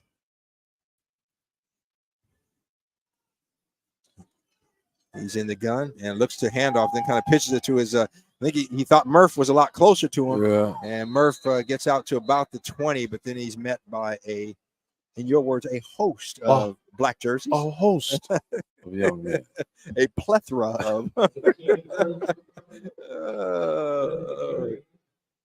All right. I love Ali and, with Howard Cosell. Howard Cosell called him, I think he said, "You're truculent." He said, "Well, he got another player down. Looks like a cramp again, a Garfield player down." He said, "Well, I don't know what truckling is, but if it is good, I am that." That's me. That is me. Muhammad Ali. Oh, man.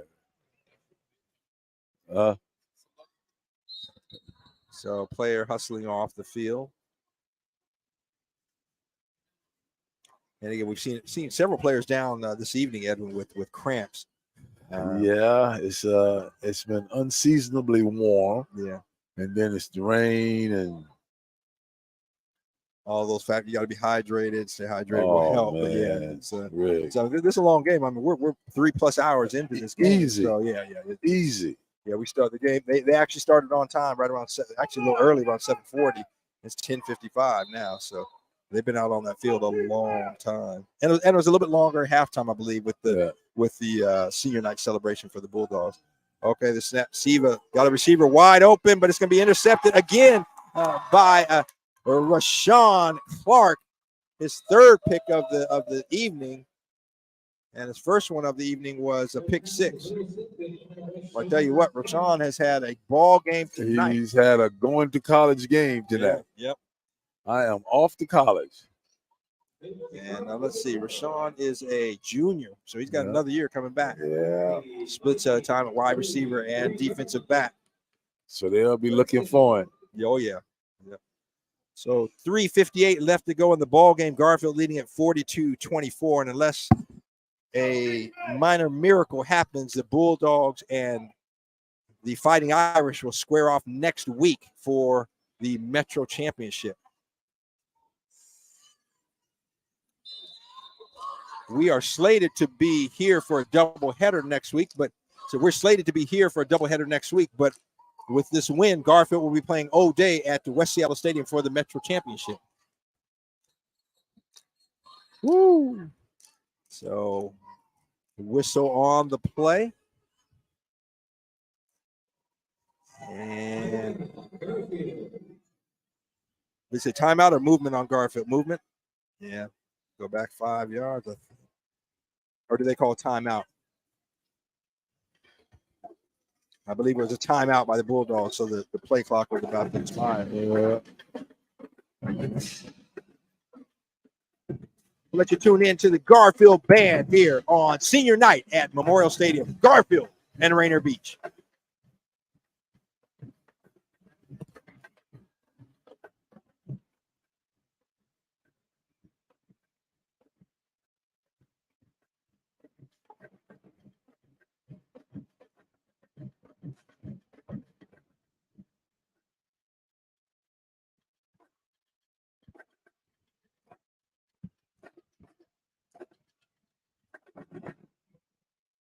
Is that drum section of yes, sir, Garfield Bulldogs doing their thing. As they say in South Carolina State, it's hard to be a Bulldog. Okay, let's see what you're going to do now. Hand off. Nope. Kavanaugh's got a receiver wide open. Oh, and he can't pull it in. Just overshot his receiver. Tell you what, they had to fake the dive up the middle, and that brought the DBs. Brought them corners up, safeties up. Yep, and just couldn't quite get it. Pull that pass in. Oh, boy. Incomplete. I know some I went to high school with that's still haunting them to this day. What? I dropped that football against Johnson High School. Oh, no. In Memorial Stadium in Savannah, Georgia. Oh, no. Oh, my goodness. Yes, indeed. Edwin Bailey from Savannah, Georgia, and South Carolina State. Born and bred with the Seahawks by way of South Carolina State. Yes, sir. In Orangeburg, right? Orangeburg. I told you whenever I got to Florida A&M, my roommate, Al Edmonds, was from Boynton Beach, Florida. And he had a burger. I got in. Man, where'd you get this? I got it to the Orange Room. And I'm like, what? To the Orange Room. I'm like, what? Man, I had him say that like 4 or 5 times. Like, Orange. You know? Oh, we tend to speak a little different in the southeastern part of the country. It took me, I started getting used to it. Hand off to Witherspoon, cuts it up. And Witherspoon making a few people miss. That's Reggie the third. Yes, sir. And kind of shifty moves there. The speedster takes it down to about the 26-yard line. See, where I'm from, Rick, they call that talking Geechee. The talking Geechee. Yes, sir. Yes, sir. Well, and you remember the old Sidney Poitier, Bill Cosby movies you had. Geechee Dan. Yeah, Geechee Dan. You know it. Harry Belafonte. Yes, sir. He had tried to be like the Godfather. All that stuff. You're talking like this. Can't say nothing. I know. Geechee Dan. Yes, sir. indeed. Oh, I tell you. You go on South Carolina State Camp, you think you're in Jamaica. High snap. DJ picks it up on the bounce, and he's got a receiver there. Hits him, and he's going to walk in the end zone. A busted play and touchdown for the Bulldogs. And, Edwin, on the sideline over there. A flag down. Never fails, man. I mean, on the entire other side of the field. Yeah. And normally we can see that. Right. I don't know. What? Now let's see what they call.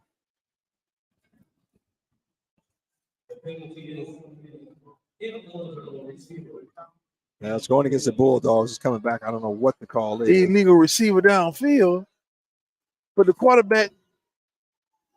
Yeah, maybe it's me, Rick. I don't know. So I guess once the ball goes down on the field like that, I don't know. Again, I'm not wearing a striped shirt. I don't know. Yeah, I'm gonna leave it alone. Yeah. So all right. So it comes back, and the ball will be spotted at the 31-yard line. So it'll be a 3rd and 7 to go. 2:37 left to go in the ball game, and the officials start the clock. So it is running now. Bulldogs have 20 on the play clock, 2:30 on the game clock. The Bulldogs will walk away with a win, barring a miracle. And the handoff to Reggie Witherspoon III.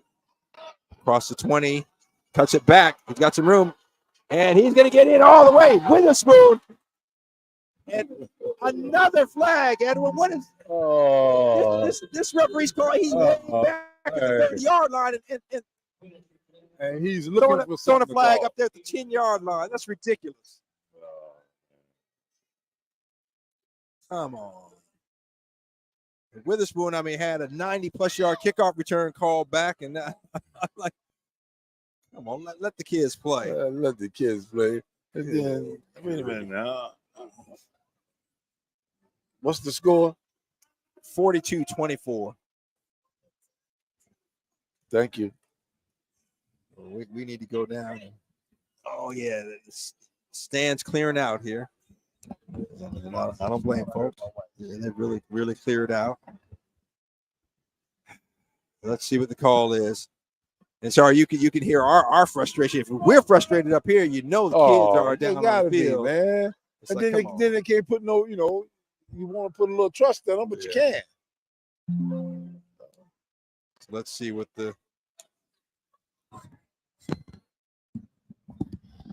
This was totally. I don't know.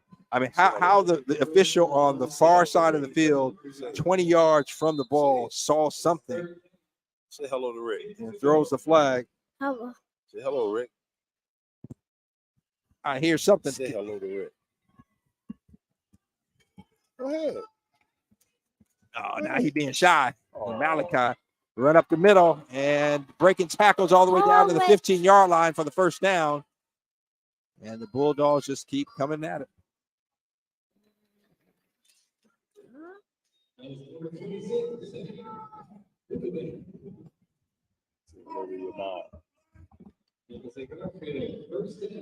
So 1st and 10 for the Bulldogs at the 17-yard line.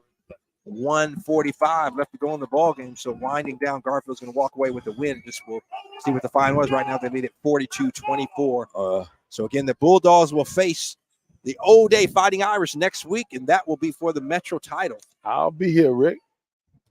We shall be here. The handoff. Counter trade. Middle.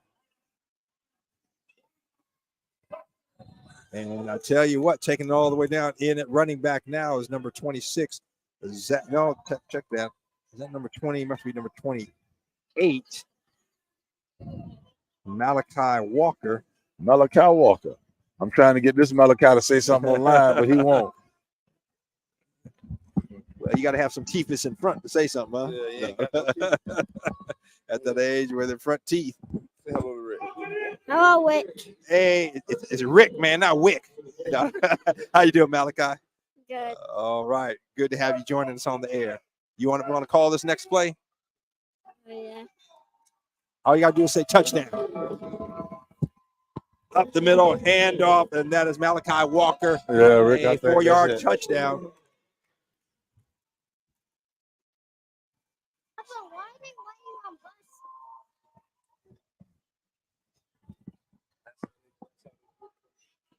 So Malachi Walker makes it a 48-24 ball game with that 4-yard touchdown run. And the Bulldogs, again, will walk away on senior night with a win. Still 54 seconds left to play. But the outcome is not in question any further. The band has vacated the stands and loading the buses. And the extra point is no good.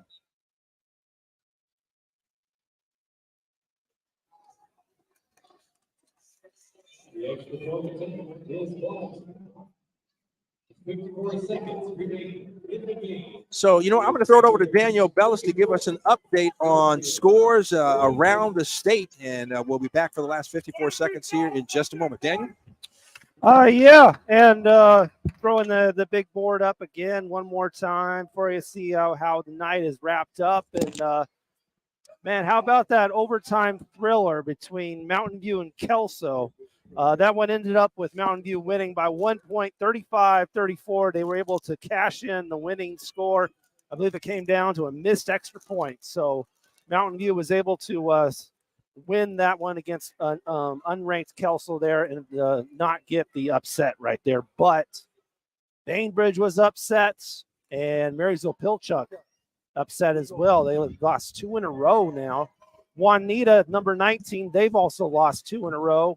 They will also probably jump out of the top 20. So some movement definitely there in the top 20 tonight. All right. Thank you, Daniel. Waiting on the officials to blow the whistle here for the Bulldogs to kick off. Bulldogs again leading at 48-24. 54 seconds left to play in the ball game. Hope you've enjoyed our coverage of Metro League football here, our doubleheader here at Memorial Stadium. Bring it to you every Friday night under the lights. And just highlighting these young athletes. And again, talk to Pat McCarthy from the Metro League office at halftime. And doing a great job. And just a short kick is going to be fielded by Murphy. Lets it go over his head, and then he gets it at about the 8. And he's got some running room. He's out to the 20. And, a great block. He's out to the 25, the 35, the 40. Breaks the tackle, the 45, the 50. Got one man to beat, and he's going to be brought down at the 28-yard line or so, but there's a flag way back in the 26-yard line. Yeah, they got 2 in the back there. So at this point, gentlemen, can you just let them play? Let them finish it out. That's going to be a hold on the receiving team so that fine return will come back.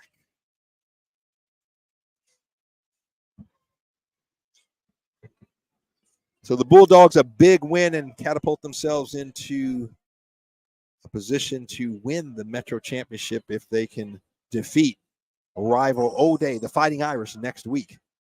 So that should be a barn burner. That shall be a game. Yes, sir.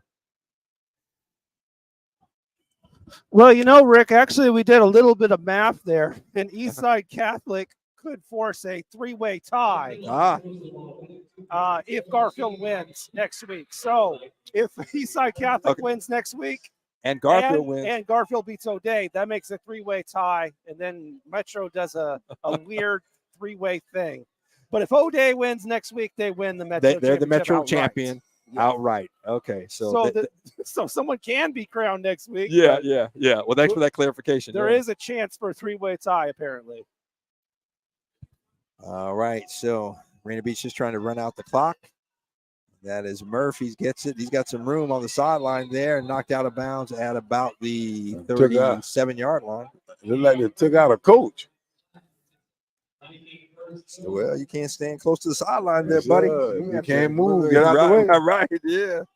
Akeem Murph with a nice pickup there. But it is all just window dressing as the outcome has been determined. So Vikings with the ball, 1st and 10 on the 36-yard line. 31 seconds left to play. And still fans cheering here, let's go Bulldogs. So the diehard fans still here. The pitch out to Murph again to the left side. He's got some room. And, coming up, making a good hit on Murph is number 25. Yeah. And that is that made him feel good about himself too. I like that. Yeah, Marcel Jones. Yeah, and the one thing though, I mean, he knocked the guy down. I loved when guys come up and try to hit me like that and didn't wrap up. Yeah. I just bounce off of it. You got to wrap up. We were taught, man, you break down, wrap up, and you see it so much in high school, college in particular. They come up and try to make just a big hit. Well, that's going to do it. Ball game is over. Garfield, a 48-24 winner over the Rainier Beach Vikings. So Garfield will take on O'Day next week. And what potentially could be a Metro Championship. Daniel gave you the scenario, so we will see. But again, next week, Garfield and O'Day at West Seattle Stadium. For Edwin Bailey, Daniel B., I'm going to throw it back to Daniel. For Tony B., who is here as well, and the whole crew here at Rainier Avenue Radio, thanks for listening. And we appreciate you. Until next time, peace and God bless. Daniel? We will be, of course, with a doubleheader here at Memorial Stadium next week. Ingram versus Franklin at 5 p.m. Ingram has an opportunity to possibly wrap up the second Sound Division playoff berth with a win and a West Seattle loss next week. And Eastside Catholic will be here at these same Rainier Beach Vikings at 7:45.